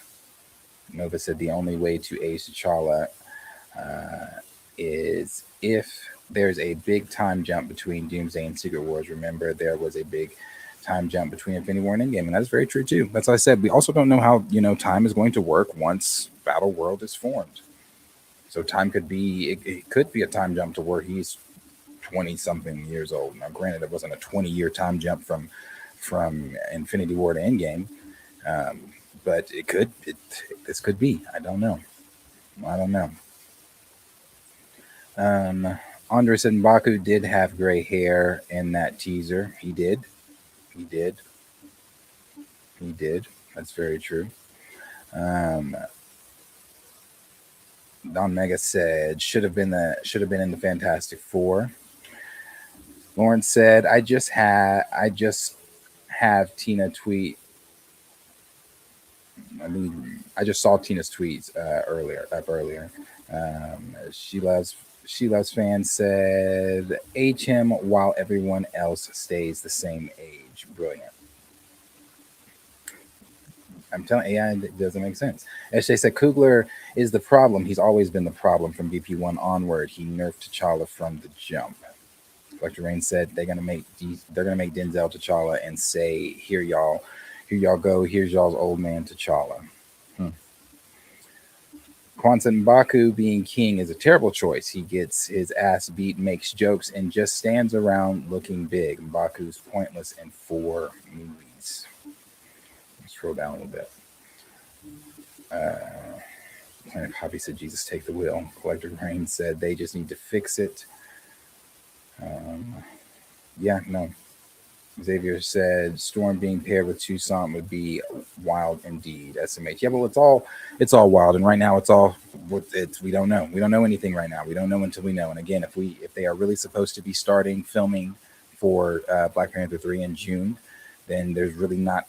We would have to know soon before Doomsday who he is actually going to be playing. If he's playing anything with Black Panther moving past Secret Wars, like we believe he is. But again, this is all we're all speculating this about, besides some close sources that Tina has and others. And Geeky Cast has said that he believes, and he was told that it is T'Challa. He is T'Challa. So you've got Christian Harloff saying Junior. You've got others like Murphy's Multiverse saying Junior. You've got Alex over the Cosmic Circus saying Junior. You've got Kiki Cass that has told T'Challa. You've got my source that has said, who I haven't spoken to since October, but my source who has said T'Challa proper. You've got Jeff Snyder, who started all that and said Junior. Daniel RPK saying Junior. I don't know. A lot of the scoopers and things are saying Junior. But then you look at the concept art. The concept art that does match up with some of the other things that we have seen from trailers and things like that. You look at the concept art, and is Junior wearing? I don't know, man. I don't know. So we'll have to wait to see. We'll have to wait and see exactly what they end up doing with T'Challa, because right now it's all in the air. It's all weird. It's all really weird. But as I said, that's how we started that. Christian Harloff is now joining in the ring and scoops when it comes to T'Challa's or the Black Panther's role in Doomsday, and he is now saying it's Junior. So it's another saying Junior. But what is this? This is February, March, April, May, June. That's 4 months. 4 months that they are supposedly starting. So within this 4 months, I want to say we would possibly see something legit on exactly who he's playing. So with that, let's kind of transfer over, because still Marvel related, but with them not doing the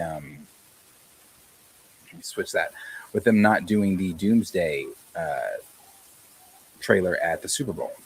So could they announce something with Damson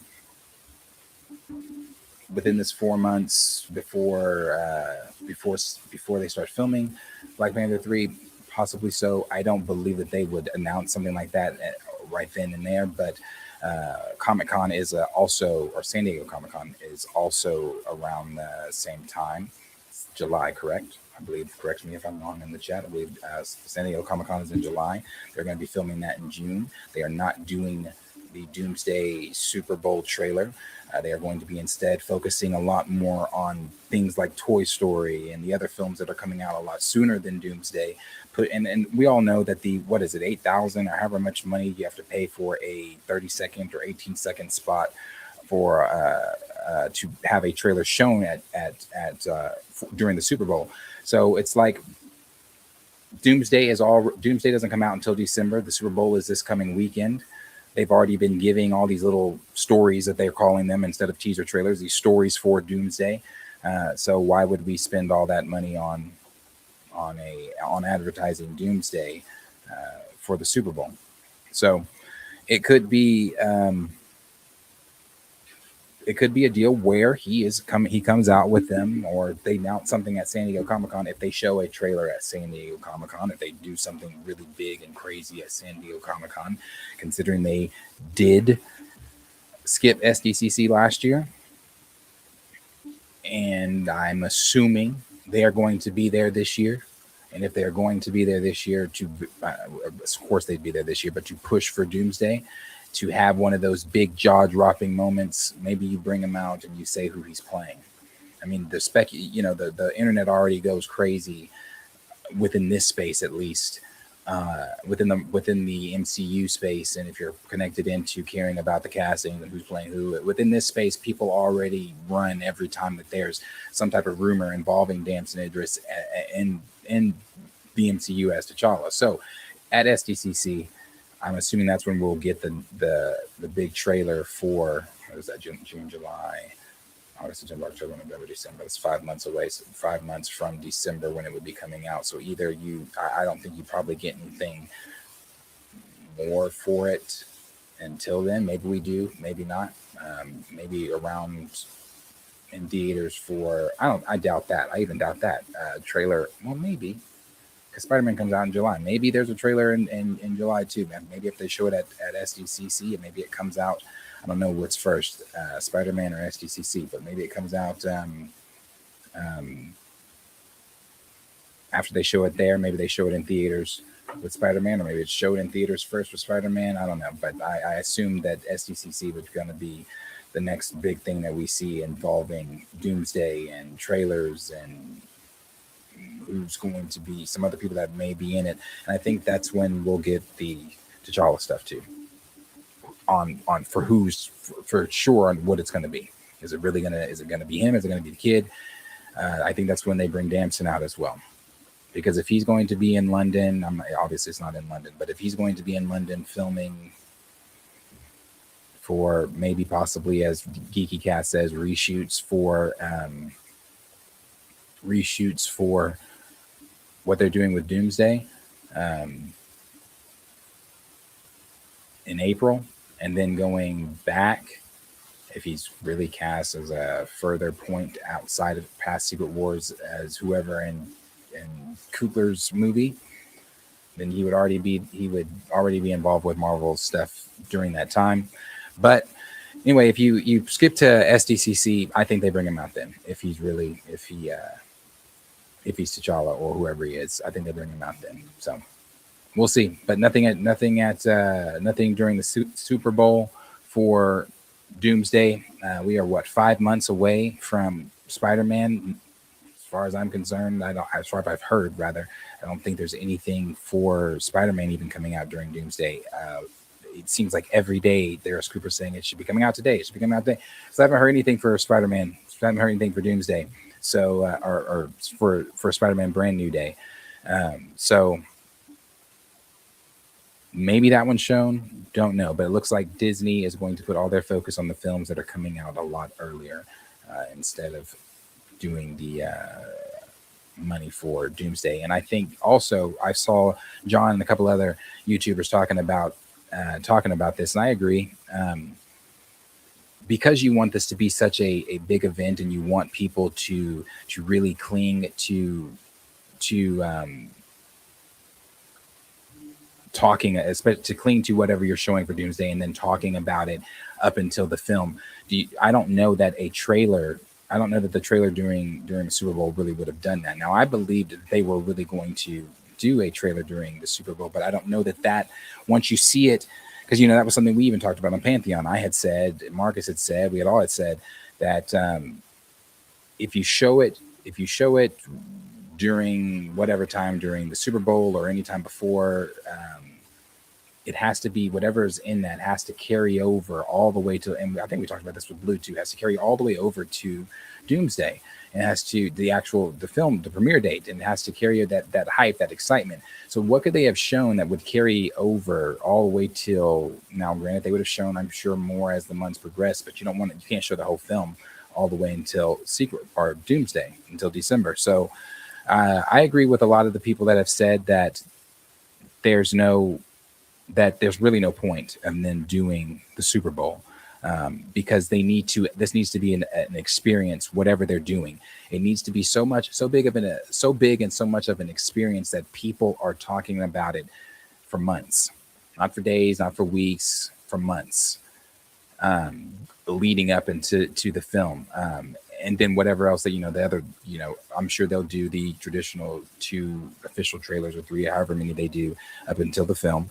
But whatever you do, your advertising around this has to not be regular advertising, because this is not a regular event, and you are not in regular times with Marvel Studios that we were in during the Infinity Saga. So you have to think of different ways to reach an audience that you have lost, to be real, an audience that you have lost, to get them in the seats. Now, I still am one that believe that regardless, I think that this film is going to be a $1 billion film because of the Avengers name alone, the X-Men, the nostalgia, whenever they drop that first trailer, whatever they show in that, the action, you already got RDJ coming back, all those, there's a lot of different layers and elements to Doomsday, I think, that make it a $1 billion film, despite the era that Marvel may be in. This is not a Miss Marvel coming to you on Disney Plus. This is not Oscar Isaac as Moon Knight, and we're only seeing Moon Knight or seeing him beat somebody up as he blacks out, comes back in his hand. So this is not one of, this is a monumental event, honestly, if you want to be real, because they are attempting to do something that has never been done before cinematically. They are attempting Marvel is attempting to bring to life Marvel's greatest comic, in my opinion, Marvel's greatest comic event, by Hickman, and I guess some elements from Shooters, but Hickman's brought to life, and that's a lot of characters, and they are not just reaching into the MCU actors. They are going as far back as whoever's played in a Marvel movie or television show, whenever. So they are trying to do something again that has never been done. So this would be really, really big, and it's I believe going to be very, very big. But as far as the advertising goes, you still have to advertise this to where it's going to be a really, really jaw-dropping months talking about event. I don't think you can do that with a simple trailer of the Super Bowl. So I do agree with a lot of the people that have talked about this already.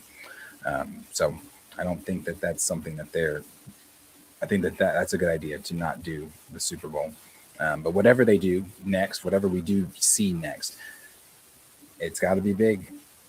It's got to be big. I've seen people say, well, maybe it's I think this was on John's show. They were talking about it. It'd be less money if they do something during NBA All-Star weekend or something like that. And yeah, you could. That's a big audience. You could do that. But then again, is that still it's not, to me, that's still not enough. A simple TV spot for the trailer, to me, is just, I mean, you could do that, but that's just not,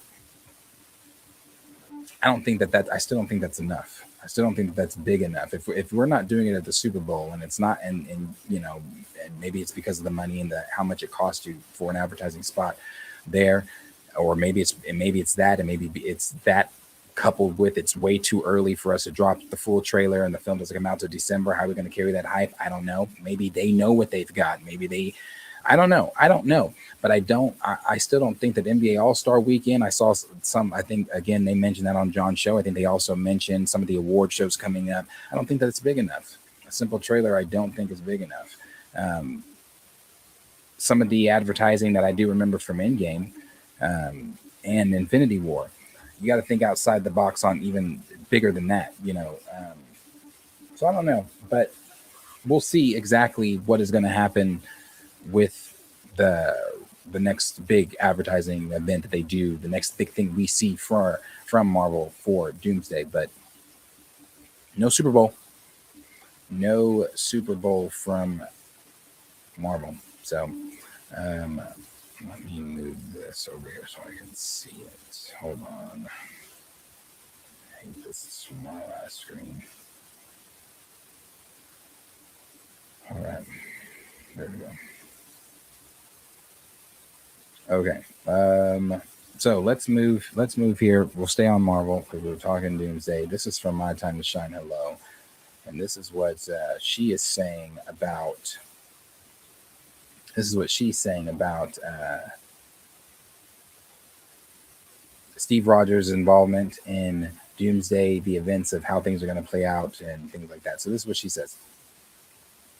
Oops, I'm trying to click on that. She says, after the events of Endgame, but before the end of Loki season 2, Loki finds Steve living with Peggy Carter and their son, but warns that the TVA will erase their timeline because Steve is not meant to be there. Loki secretly moves Steve and his family to the Fantastic Four's universe, Earth 2828, so they can live safely. Years later, during Avengers Doomsday, Doctor Doom warns about the incursions and plans to travel to the main MCU to stop them. Reed Richards and Doctor Doom recruits Steve, and he agrees to return to help save the multiverse. Now, that's from My Time to Shine. Hello. Lines up with past leaks as far as we know that on the set of when they were filming at Windsor Palace, that is believed. A lot of people believe, and I think that's when they filmed the Steve Rogers trailer teaser story thing that they did, and his scenes that he's in Doomsday as well. I think they filmed that on the Windsor Castle property because there was no cameras allowed there or drones or anything like that. They were able to get away with the code name for a little bit until they got out. Luke Cage's house. That's what Steve's house. The code name was on the set of Doomsday, and it's a '60s house where he is living with Peggy. And as you guys know, most of this we're picking up at the end of Endgame. Where he has, we're not clear. I think it's 2 kids, and then we know he has a son. It's even kind of, I don't know if this is a speculation or if this is real. They are saying that at the end of Fantastic Four, when we are watching the little montage of them taking out some of their other villains, some of the Gigantos, and all that kind of stuff. That the kid and the dad on their couch watching that on the news is in the 60s is Steve, but that wouldn't make sense because that would mean that Steve and his family would live in 828. But anyway, blah, blah, blah. All these things are all the rumors and stuff. It's crazy. John has come out with a lot of other scoopers and said the same thing. People are also wondering who's in the ship. And we do know that from other leaks before this and before who's in the ship, that Loki is supposed to be traveling to Steve's universe and either going to, again, like Shine says here, warn Steve and then take him to another universe of what's going on about the TVA and things like that, blah, blah, blah, blah. But then again, that really wouldn't make sense on this part to me, because if this is at the, as she says here, at the after the events of Endgame, but before the end of Loki season 2. So if it's before the end of Loki season, Loki finds Steve. So if it's before the end of Loki season 2, Loki would already be in control of the TVA, would he not? Didn't he sit down at the end of time and holding time together at the end of Loki season 2?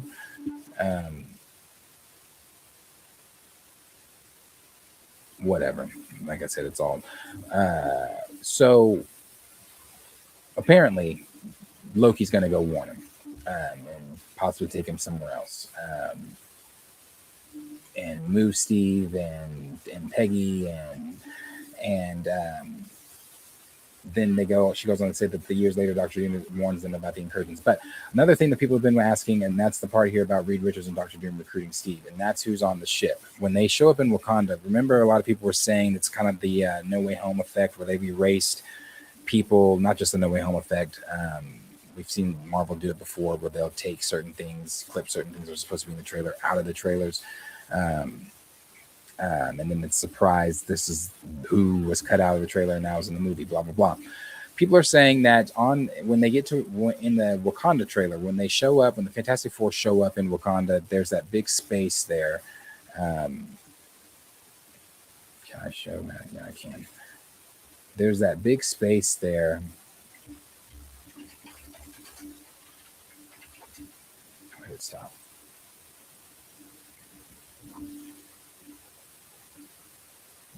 No, not Wakanda Forever trailer. Oh, no.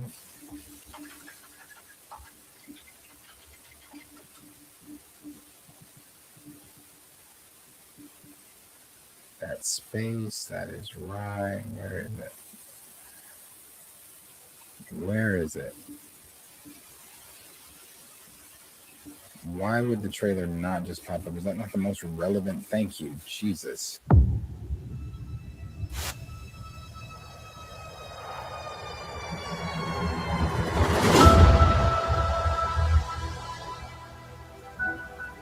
I've lost everyone that matters to me.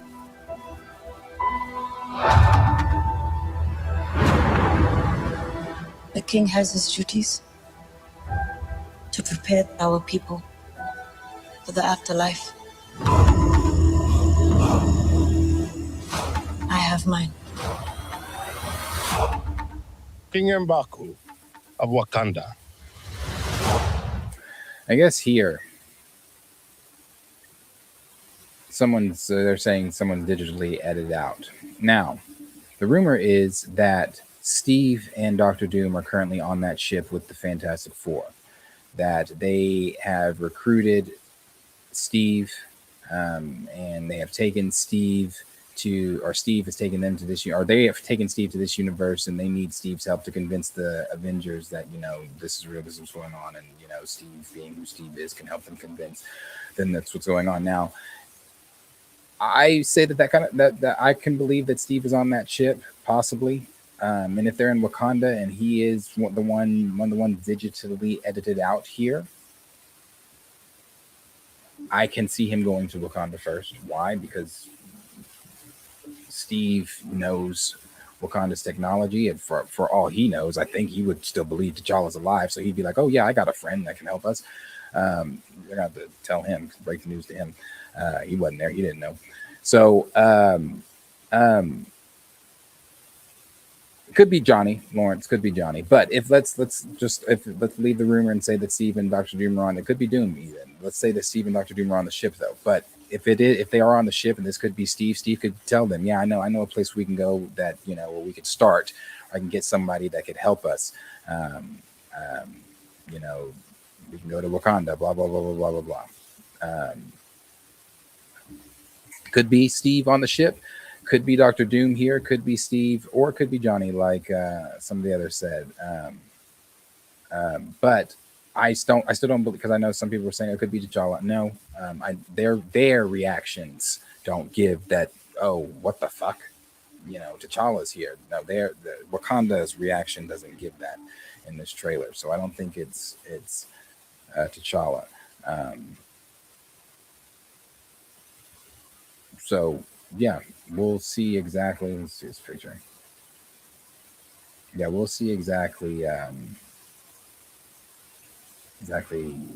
what happens with that too as more comes out for them. But that's what a lot of people are talking about. They're just talking about about Steve or Doom possibly being on the ship for the Fantastic Four. And like I said, I believe it. I believe one of them, or if not both of them, are on that ship. Doom's with the Fantastic Four now, as we know. So, and we've all been hearing the rumors about what's supposed to be happening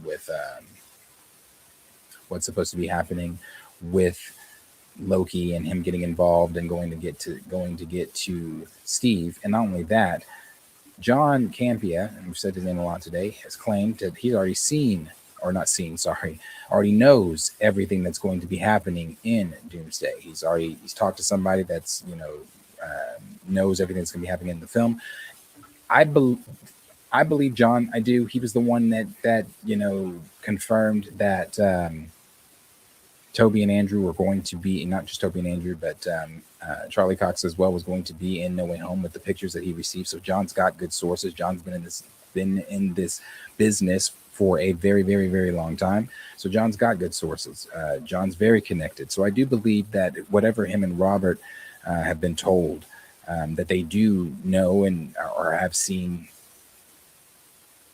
a storyline for exactly how this is going to be played out.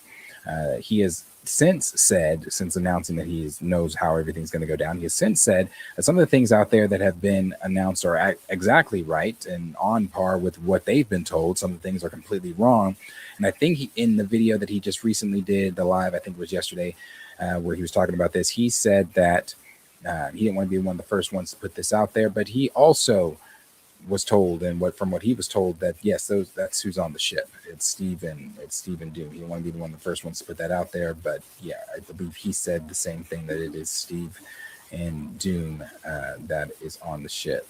Because this thing says anyway, what Campia says is that one of the rumors he is willing to confirm is that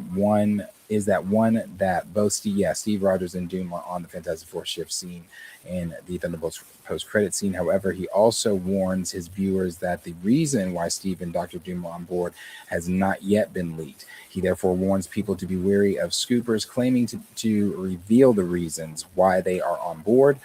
There have been a few of those, and Campia claims none of them have been right so far. So if we're to believe that Campia knows everything that's going to be happening, again, I do believe that because he's got sources, been in this business a long time. And the reason hasn't been whatever the scoopers are saying. It's wrong. It's wrong. So Steve and Doom are on that ship. Where they're going, that means that they've got to be there in Wakanda in that scene. So we'll see exactly what's going to happen. I mean, I would feel like, obviously, if you're going to go to Wakanda, that just makes sense to me. If you're going to go to Wakanda, the Wakandans trust Steve. T'Challa trusted Steve. I mean, Steve went to Wakanda, as far as we know, within the MCU twice for help. Once for Bucky, and then whenever the smartest minds that he knew couldn't figure out what to do with Vision, he was like, "Oh, yep, I know a place that can help us with this issue." So went to Wakanda twice. So I would imagine if something's going down in the main 616 timeline and they're explaining to Steve what's going on, and Doom is trying to manipulate everybody and they're trying to get to the Avengers, you could say, well, why not go first to his friend Sam? You could say that, but I'm going to go to the smartest nation that I know of that might understand this way more than Sam or anybody that Sam's got on his roster. So yeah, I'm going to go to the Wakandans. So if they're on that ship, yeah, that to me would make sense. Steve would take them to the Wakandans, and then if the incursions are happening, it's like, hey, what do you guys know about this? And then boom, from there, go to the Avengers, rally the Avengers together, and then let Doom's plan play out, or whatever it may be. But in the context of that scene, them showing up in Wakanda and Steve being on it, that makes sense. That makes sense, just because of his relationship within the MCU to Wakanda.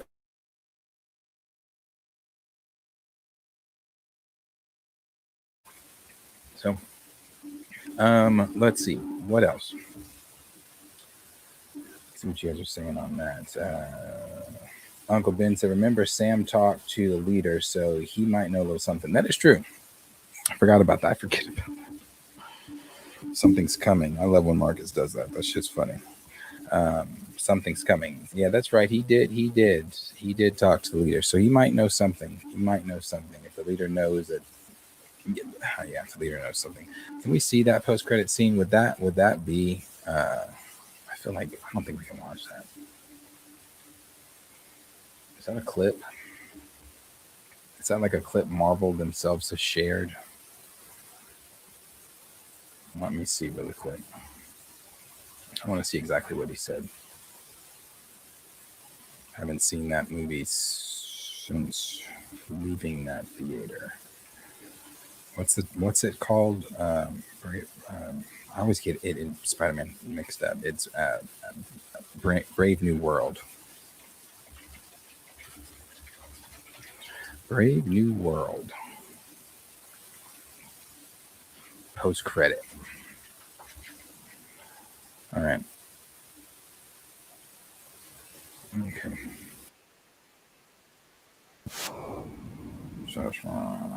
I can listen to it. The sound must have fucked us up though too, huh?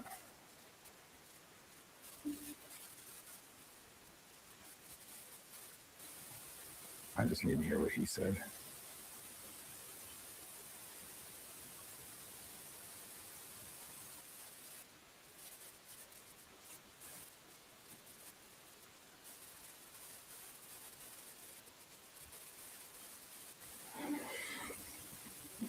Kind of pausing it a little bit because I don't want it to get copy struck. He said it's coming.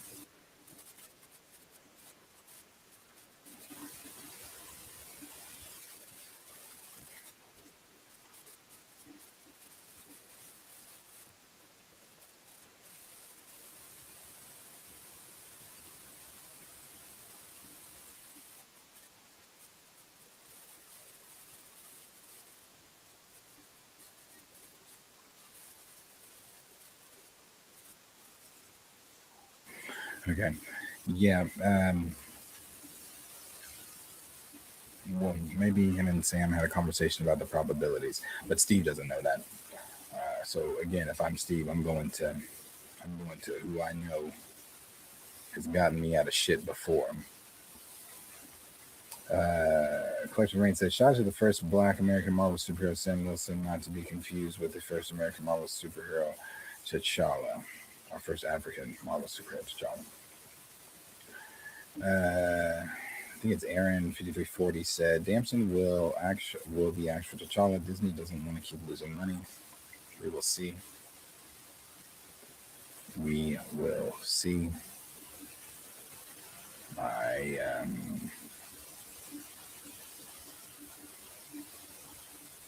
gonna be honest with you. Here's I've said this too. I'm not gonna go into it. I'm just gonna say this part. Just because I'm going to respond to that. I've not seen that name before, so I'm going to respond to that.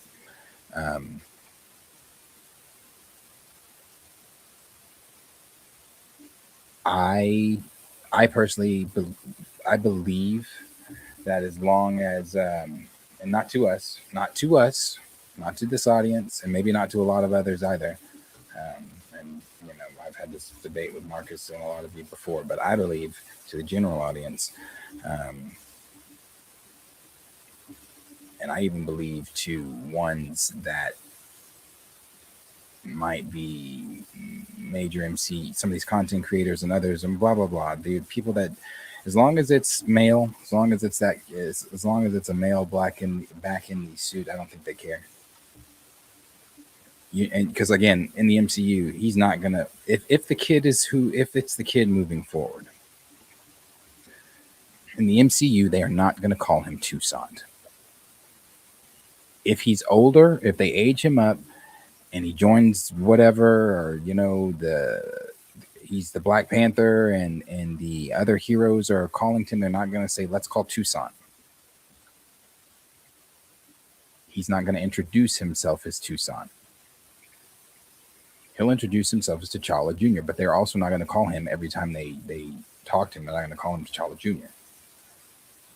I don't believe they're going to call him TJ. They're just going to call him T'Challa because one, that helps the general audience, the ones that you know aren't as deep into the recast, aren't deep at all into the recast or caring about.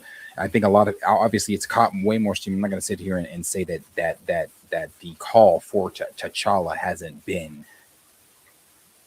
louder, hasn't been bigger, hasn't gained a lot more people behind it that weren't behind it in 2022. The call for T'Challa has grown. So I agree with that. But it's how I don't think that they care how T'Challa is given like we care. Because we care, and there may be a small fraction of them that do care. I think they care how T'Challa's given. I think as long as T'Challa now, they're getting to that point of saying, oh, T'Challa. I think as long as it's T'Challa in some form, that's what they're happy about. And as long as, because again, they're not going to call that kid Toussaint. He's not going to be called T'Challa Jr. For the wider MCU audience, they're going to call him T'Challa. And I think that would be enough for them. That would be enough for them. So it doesn't necessarily have to be T'Challa proper that we know, per se. But again, it's all a waiting game. Wait and see. It Sheet said the clip was meant for Kang and Kang's Dynasty, or that clip was meant for Kang and Kang's Dynasty. That too. I agree with that. Who are Sam's Avengers from Andre? I don't know. What is it? Shang-Chi? I don't know. Is there a list that might be out there? Let's see. That was 9 months ago. This was December 6th, December 2nd. Let's go to the December 6th one. Every hero confirmed for Sam Wilson's teams in Avengers Doomsday rank. So you got Falcon. Obviously Captain America, Ant-Man, Shang-Chi, Loki. Hold on. Is that the list? Hold on. That can't be the list.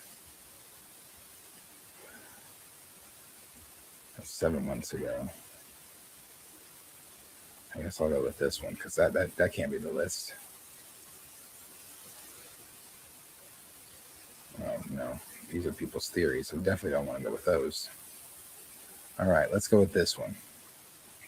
This is from comicbookmovie.com. The Avengers Doomsday, that's the official chairs. Fantastic Four.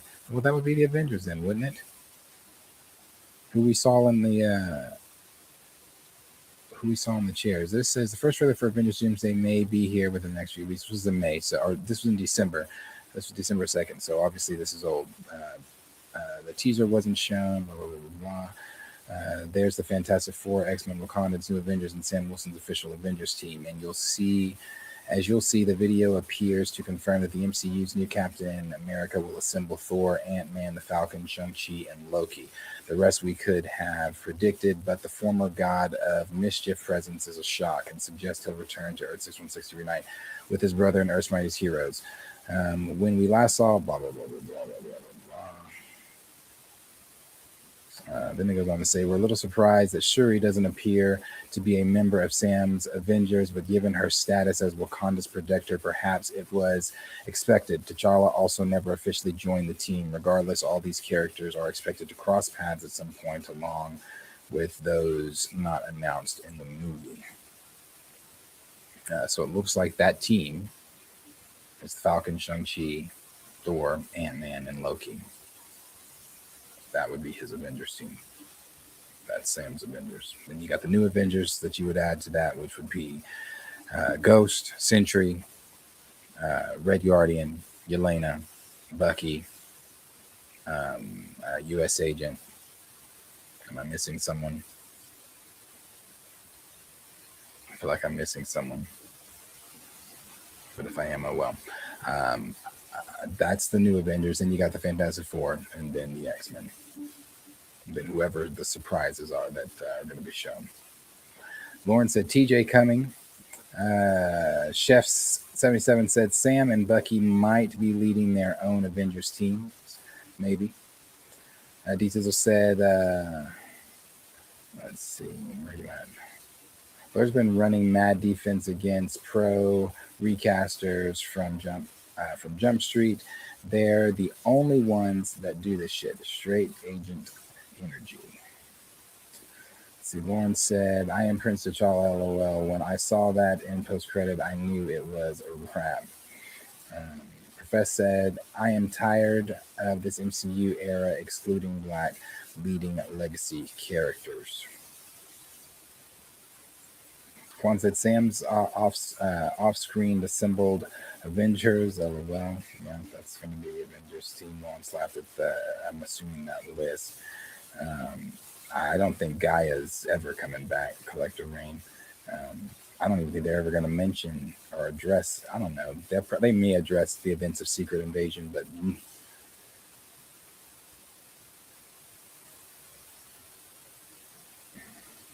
Chef said Doom going to wreck all the teams. Got a feeling it's happening. It's going to be ugly again.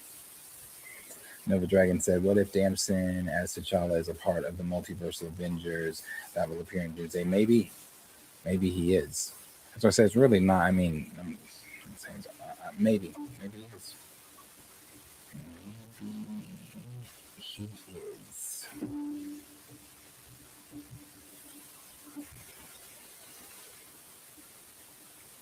Maybe. All right. I think that actually the last thing we had here was Lucasfilm's new strategy. So let's take a look at what they're talking about on their new strategy and how they're going to do things, which I kind of liked what I saw. They went on in here to say,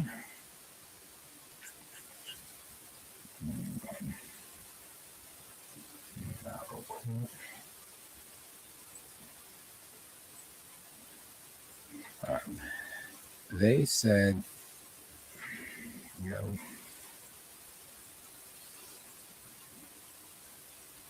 they said in this article here, and this is from Star Wars Direct, it says Lucasfilm's new Star Wars movie strategy revealed by Insider Report. Lucasfilm's new bosses are reportedly planning a worrying movie strategy for Star Wars' future. By the time The Mandalorian and Grogu hits theaters this May, almost 7 years will have passed since Star Wars' last movie, The Rise of Skywalker. That is roughly the same time as there was between 2005's Revenge of the Sith and Disney's acquisition of Lucasfilm in 2015. The studio appears eager to restore the galaxy far, far away to theaters, with the Sean Levy-directed Starfighter already set to follow The Mandalorian and Grogu in May 2027. I think Mandalorian and Grogu is going to fail. I don't think it's going to do what they are wanting it to do at all.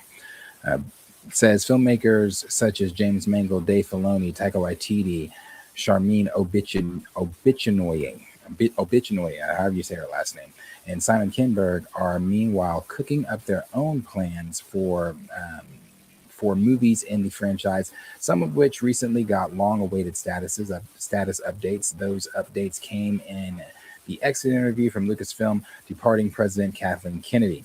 The producer was hired to chef blah blah blah blah blah. We know that. The Hollywood Reporter recently offered a worrying update to Star Wars' future movie strategy after Dave Filoni and Lin-Wen Brennan replaced Kathleen Kennedy as president of Lucasfilm. The studio is reportedly likely to implement a fundamental change that could risk restricting filmmakers creatively. But who says this is a problem? We'll see. I don't see this as a problem, but we'll see. We'll see what I'm talking about. In the past, Kennedy was known to have started projects by meeting a filmmaker and asking them what they would like to do. The philosophy has led to projects like 2027's Starfighter, which is completely a standalone tale in the Star. No, it's not. Rey's in it in some way at the end. They're trying to get that kid to Rey, so it's not standalone. The story may be standalone until you get to Rey, but it still connects. In the galaxy far, far away from Deadpool and Wolverine director Sean Levy, Kennedy confirmed this part of her Star Wars strategy to the Variety, blah, blah, blah, blah, blah, blah, blah. Okay, now what she did, obviously, as you just heard, she would sit down with the director, say, what do you guys want to do? Which also led to a lot of disagreements with the Game of Thrones directors. They were supposed to come over and do something with Star Wars, disagreements with Kathleen Kennedy. The Duffer Brothers were supposed to come over and do something with Star Wars, disagreements with Kathleen Kennedy. Other directors from other things were supposed to come over and do things with Star Wars, disagreements with Kathleen Kennedy. So we heard. It's since been reported that Bob Iger may have been involved with some of that, but neither here nor there. She's out the door. That was her strategy. However, this goes on to say, Filoni, as more of a creative figure than the production-driven Kennedy, could instead decide for himself what stories he wants to see happen, then meet with filmmakers to execute them. And I think that is a good strategy. Sorry. I don't think you go the strategy of, hey, this is Star Wars. Not yet. Not now. And the reason I say you don't do that now is because every single time we talk about Star Wars, I say the same fucking thing. This is such a fractured. You are literally trying to resurrect this franchise. When the way we were talking about Michael Jackson is the way to me we talk about, some of you were talking about Michael Jackson is the way to me we need to talk about Star Wars. The 30 and up crew know who Star Wars is. Star Wars is still relevant in the 30 and up crew. But if I was to, using the same reference, go to my nephews, yes, they know the word Star Wars, but they couldn't tell you shit about it. Maybe they know who even Darth Vader is, but they're not interested in watching it. They're not tuning in to the mall show in April. They're not tuning in to May 4th and whatever shows or movies are next up on the timeline for Star Wars. I bet you they couldn't even tell you anything about the Starfighter film that is coming up, except for the people that are currently Star Wars fans that maybe have children that are, that are currently Star Wars fans that had kids that have brought them into this. But I think, I don't think the Star Wars fan, it's still, I'm not diminishing Star Wars fandom at all, because I'm still a huge Star Wars fan. I'll be there day one for Maul and a few of the other things I'm looking forward to. But I don't think the Star Wars fandom it's a fractured fandom. They are not in the same place. So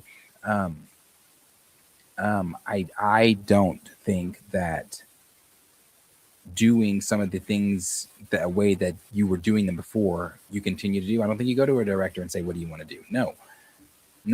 Dave clearly knows Star Wars.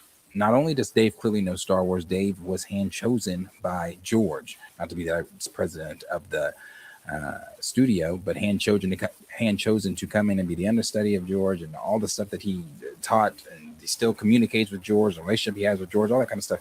Dave understands Star Wars. Dave has proven he understands Star Wars with the projects he's done, everything like that. I personally trust Dave. So for me, even though they're saying that some of the fans and people don't like this idea, I like this idea. I like the idea of, okay, I'm going to find a director that wants to come in and do the vision that I have. And maybe Dave is not just simply saying we're doing my vision and my vision only. Maybe he's open to notes and different spins from whoever he chooses to direct that Star Wars film. But I like the idea of him going pre-meeting with an already outlined story of what he wants to be done, and the director he feels to fit it to execute that story. I don't think you go to a Taika Waititi and because you get quotes like Taika said a few weeks ago, oh, this is not going to be this. We're going to put the fun back in Star Wars. When did Star Wars stop being fun?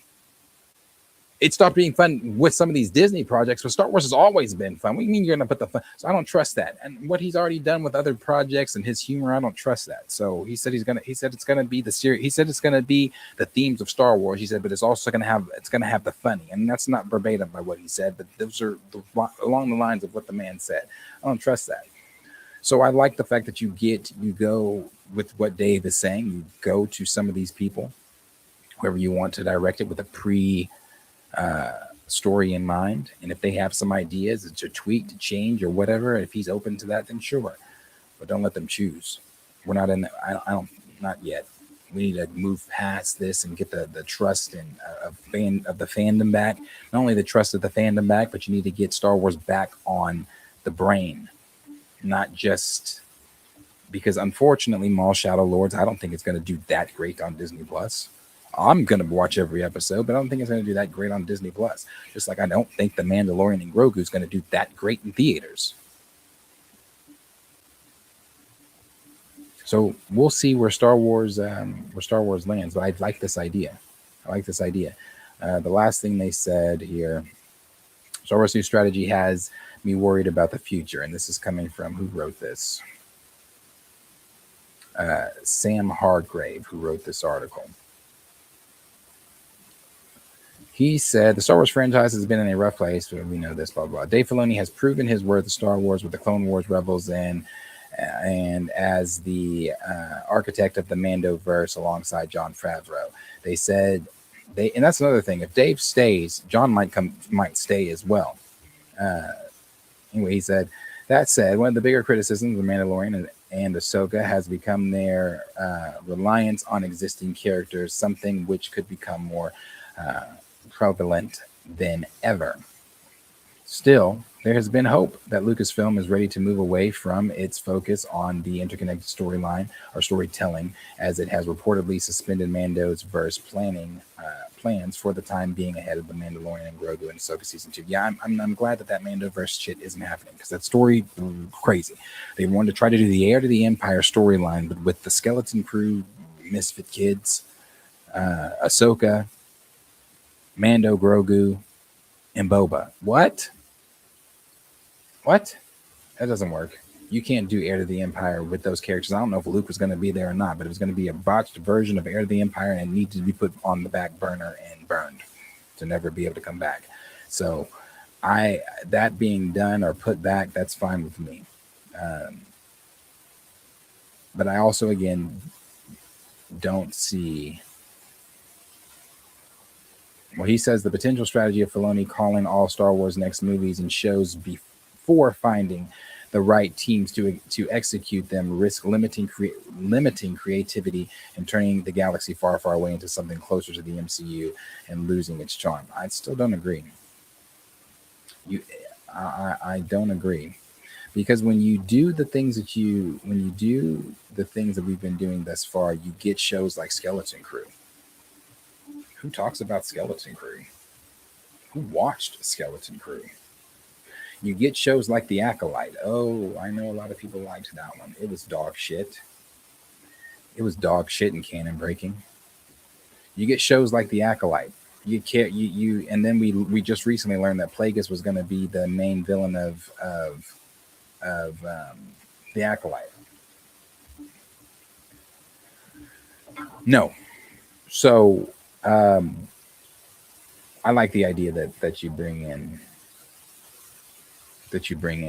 You have Dave just choose for you. So that's the news with Lucasfilm, and that is what's going on right now. I don't think it's a problem. There are some that are worried as far as this writer goes, but I don't think it's a problem at all. I like it. I like letting him choose. I don't have a problem with that at all. So yeah, that is, I think, all of them today. That is all of the topics today. I've got. Yeah. So let me see a little here in the chat. Let's see what you guys were saying.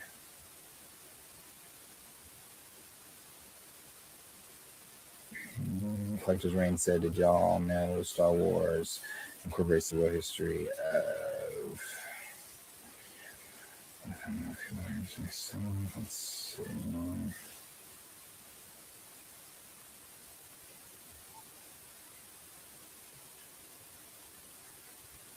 Maul is greater than Vader. No, it's not greater than Vader. And it's an animated show. Clone Wars is fantastic. Clone Wars, in my opinion, is peak Star Wars. That shit, especially season 7 and season 5, fantastic shit, man. And it got terrible ratings. No one watched it, unless you were like, one of the hardcore Star Wars people like that. People were watching it on Cartoon Network, obviously, again, that's Star Wars people, but it wasn't charting. Season 7 didn't chart for Clone Wars. Rebels wasn't charting. None of the Tales of the Empire, Tales of the Underworld, Tales of the Jedi didn't chart. And again, fantastic stuff. And Tales of the Jedi. Let me not get ahead of myself. Tales of the Empire is some dog wash. Tales of the Underworld is some more dog wash. But Tales of the Jedi, that first one they did, with Dooku and Yaddle, that was brilliant. That was brilliant. The poetry behind that, seeing Dooku walk into the Jedi archives and delete the Camino files, seeing him talk with Palpatine before he was officially Palpatine's apprentice, him saying, you promised me, Qui-Gon wouldn't get hurt, and I've already done a lot for you, and then telling him, Dooku, well, I'm going to ask you to do a lot more. Just seeing him talk to Qui-Gon before Qui-Gon was killed on Naboo, then seeing him again after Qui-Gon was killed on Naboo, how much his heart was already hardened, but even hardened more to make the decision he made to killing Yaddle. To then officially be, brilliant, man. Poetry, fucking poetry. And the Ahsoka one within that was also poetry. You see, I didn't really care for the baby episode of her. Whatever, it was there, it exists. But the other episode, the other 2 episodes of her, when she takes on the Inquisitor, but more so the episode with Anakin doing the training with her and the clones. When she's training with the Jedi, Anakin's not amused by it, and she's like, "What's wrong?" He's like, "You want to do some real training?" And she trains with Anakin and Rex and the crew and Jesse and them, and they're on stun, and they're like, again. The moves and things that Anakin teaches her as that episode ends, it ends with them walking. It ends at it ends at a point in season 7 episode, the last episode in season 7, where they're walking out into the on the cruiser's platform, and Jesse and the rest of the 501st are there waiting for them. Poetry, because in season 7 you see the moves she's using. Maybe I just pay attention to this shit because I love Star Wars. The moves she's using on the clones when they are trying to execute her in Order 66 is exactly what Anakin teaches her in that episode. And again, it's just poetry. But no one watched that. No one watched it except for like big Star Wars fan people. So no one's going to watch them all either. Now, I tell you what, if they did an animated Vader show, maybe people, I don't know. It's the animation people have a problem with. I don't. I think Star Wars should lean way more into their animation. But I still don't think. But if they did a Maul show live action over a Vader show live action, I bet you the Vader show gets way more attention than the Maul show. If you were talking about the franchise's main character here, that is the franchise's main character. I guess you could say Luke too, the Skywalkers. But no, Maul's dope, but he's no Vader. Andre said Star Wars is getting exactly what they are doing to Star Trek. Messiness. Let's see. The Dragon Jones said the Mando movie is going to flop. Oh, yeah. See, Sizzle said this is the first generation ever where fans aren't hyped for new Star Wars. Yeah. I told you, I don't give a damn about the Mando Grogu movie. I'm going to go see it. I don't give a damn about this movie. You want me to care about Jabba's son, and you want me to care about Embo, who is a bounty hunter we were introduced to in Clone Wars that only showed up anytime that the other group of bounty hunters showed up, or that he was working with Cad Bane or whatever. I don't. I just don't. I don't know how much of the movie Jabba's son is in, or I would assume quite a bit, with Jeremy Allen White playing him and him being a big crux of the story, and he's even got his own Black Series figure coming out. So I'm assuming he's a big part of the story, obviously. Why?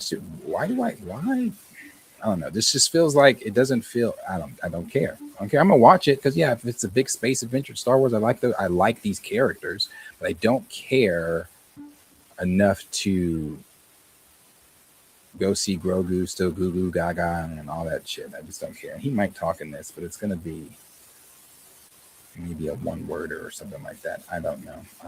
Why is he still doing the same shit he was doing in season 1?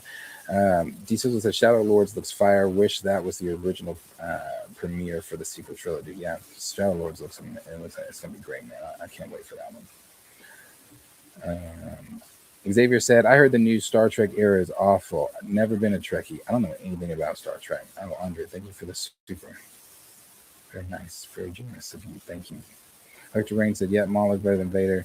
To me, episode 1 is the very first Star Wars film I saw. My dad took me to the theater as a baby in 99. Yeah, I love Maul. But he's not greater than Vader. Love Maul. D Sizzle said, Clone Wars season 7 was unfinished. Several stories were left out. Yeah, it was unfinished, but still great. It's still great. where we pick up. I wish they would have animated the comic where I forget what is it, Son of Dathomir. I wish they would have animated Son of Dathomir. You can read that comic, and at the end of that comic, it picks up where we pick up with Maul in season 7. But oh my god, if you don't know that comic, if they would have animated that, because I think that was on the table at one point, but I don't know why they couldn't. I don't know. But if they would have animated that and put that arc in there as well with the final 3 episodes of season 7, my man, because you should have taken out the Martinez sister arc where Ahsoka's running around finger popping each other's assholes or whatever the fuck they were doing with the Martinez sisters around the that shit was for 3 episodes was a waste of time. You could have taken that out, kept all the animation for that, and then done the Son of Dathomir comic, and then that would have taken us right into where we saw Maul in season 7. And again, if you don't know what that comic is, around that during that time, Palpatine, where we last see Palpatine take Maul, remember in season 5, where we see he's like, he takes on Maul, kills Asajj, captures Maul. This is around that time. So he captures Maul. Once he captures Maul, he has Maul on board with him, and then like him and Dooku are Palpatine and Dooku are interrogating him, talking to him, and all this kind of stuff. And this is the first time that Maul meets Dooku. I think Dooku like electrocutes him or some other shit like that. I don't remember what happens exactly, but I know that they while that's happening, you've got Grievous, who I believe is on ground with a huge army of droids that are going. I might be getting these events mixed up. Going at the Mandalorians, all the Mandalorians that are on Maul's side on ground, and they're trying to. I think Grievous is trying to either wipe out the what's remained of Maul's army. Mother Talzin comes in, and when she comes in,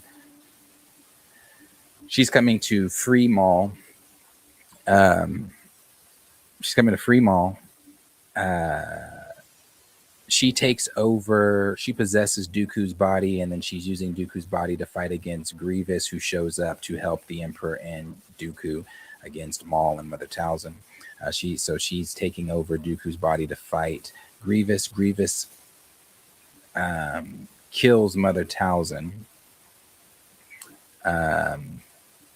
And before they can kill Maul, I forget, I think it's the Mandalorians or whoever it is, are pulling Maul away to leave, to escape. And then where we see him in Mandalore is where we pick up from there. Now, I didn't describe the events of that story that great, but it's a fantastic, way better than what I described.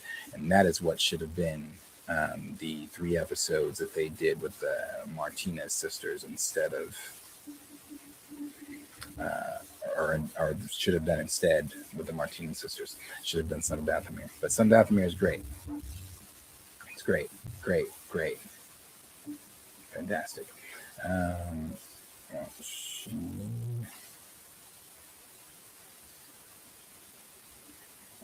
Andre said, it's for the super. Thank you. It's crazy that all of our favorite IPs like Star Wars, Star Trek, Marvel, and DC all have issues.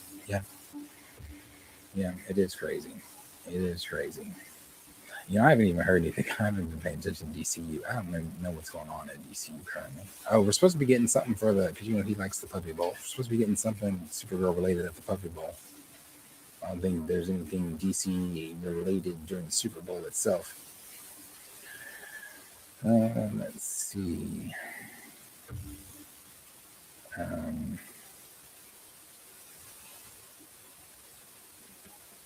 Zigger said, I am still mad at how great Star Wars could be by now. Such more lore there to mine through, and it's all wasted. Yeah, I agree. Lecterman said,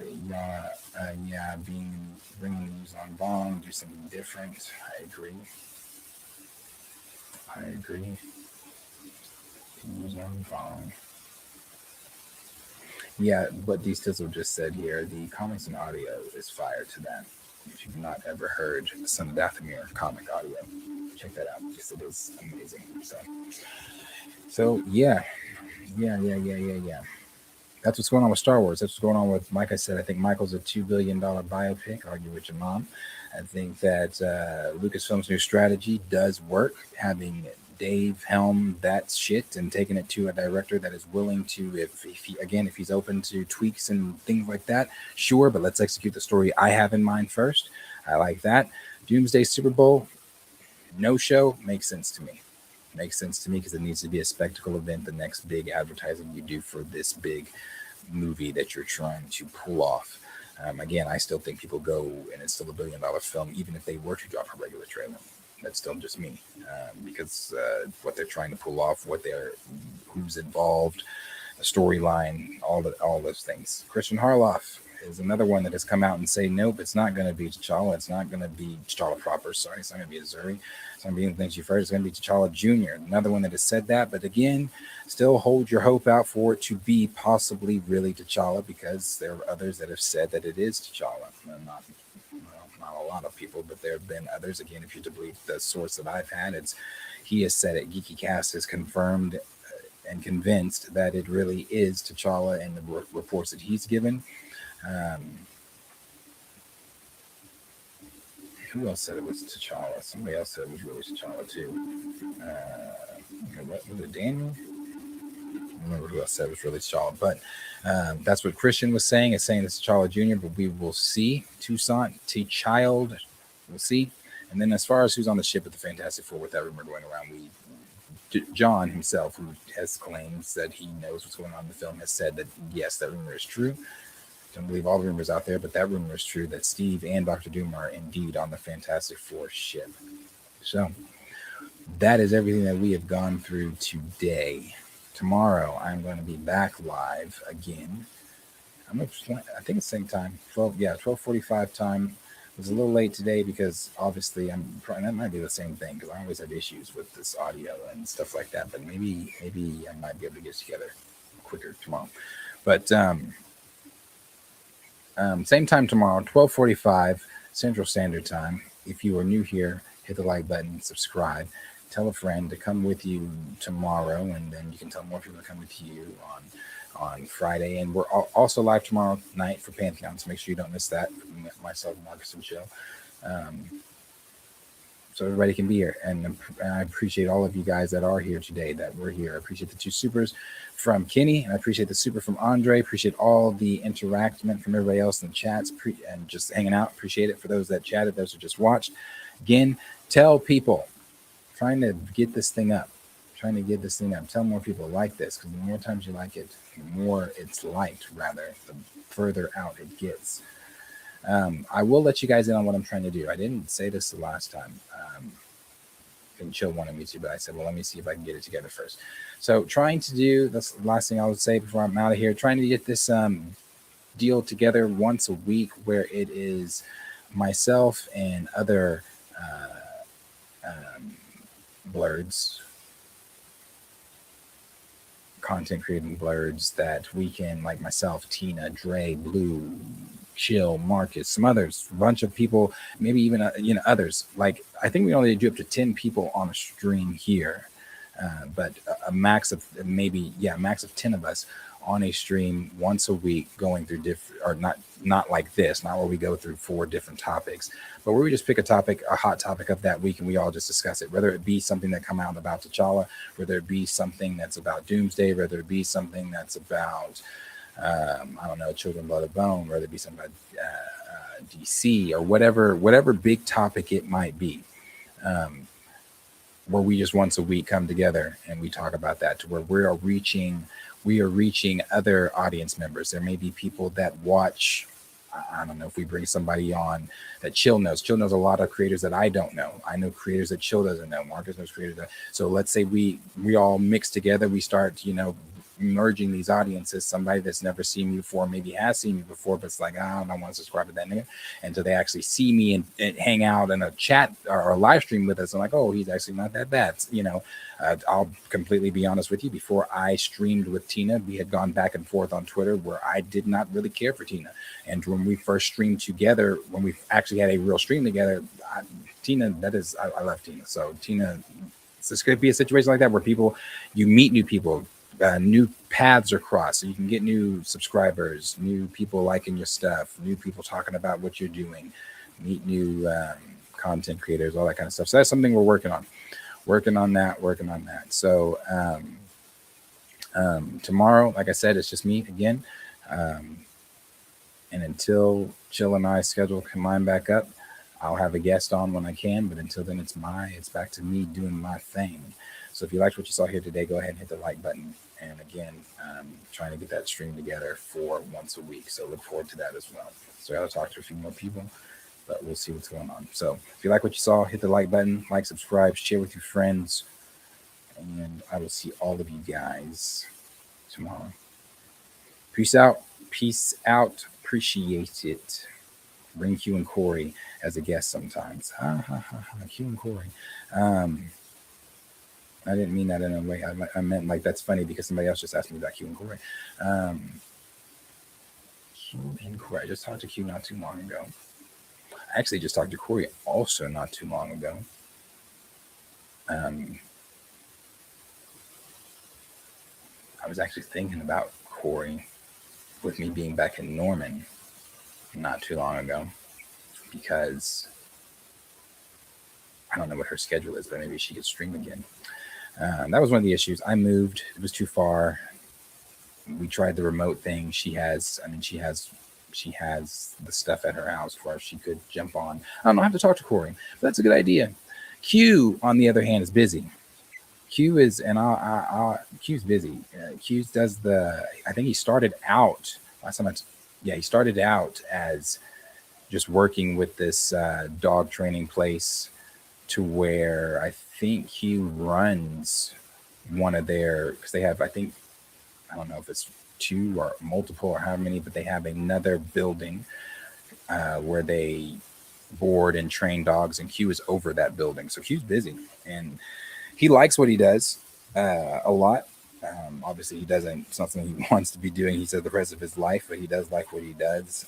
I even think Q had a news spot. I think he had like a news spot where he posted something on his story where I think there was like the news, they were talking about the dog place, and like he was on the news with a dog. Yeah, so Q's doing his thing. Q's doing his thing. So he's if he can jump in here, he probably will. Probably as we get closer to Doomsday, probably as we have that Doomsday trailer, he'll probably text me, ask me, did I see the Doomsday trailer? Probably talk about it then. Maybe want to come on then. Maybe that gives him some type of reinvigoration. But I know he's busy and he's had a lot of other life things going on too.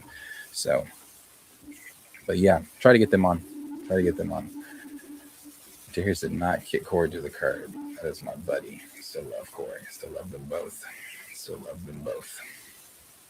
Very much. So we'll try to get them on. But again, appreciate everybody being here. I'm live tomorrow. Go tell a friend. Bring 2 people tomorrow. Everybody bring 2 people tomorrow.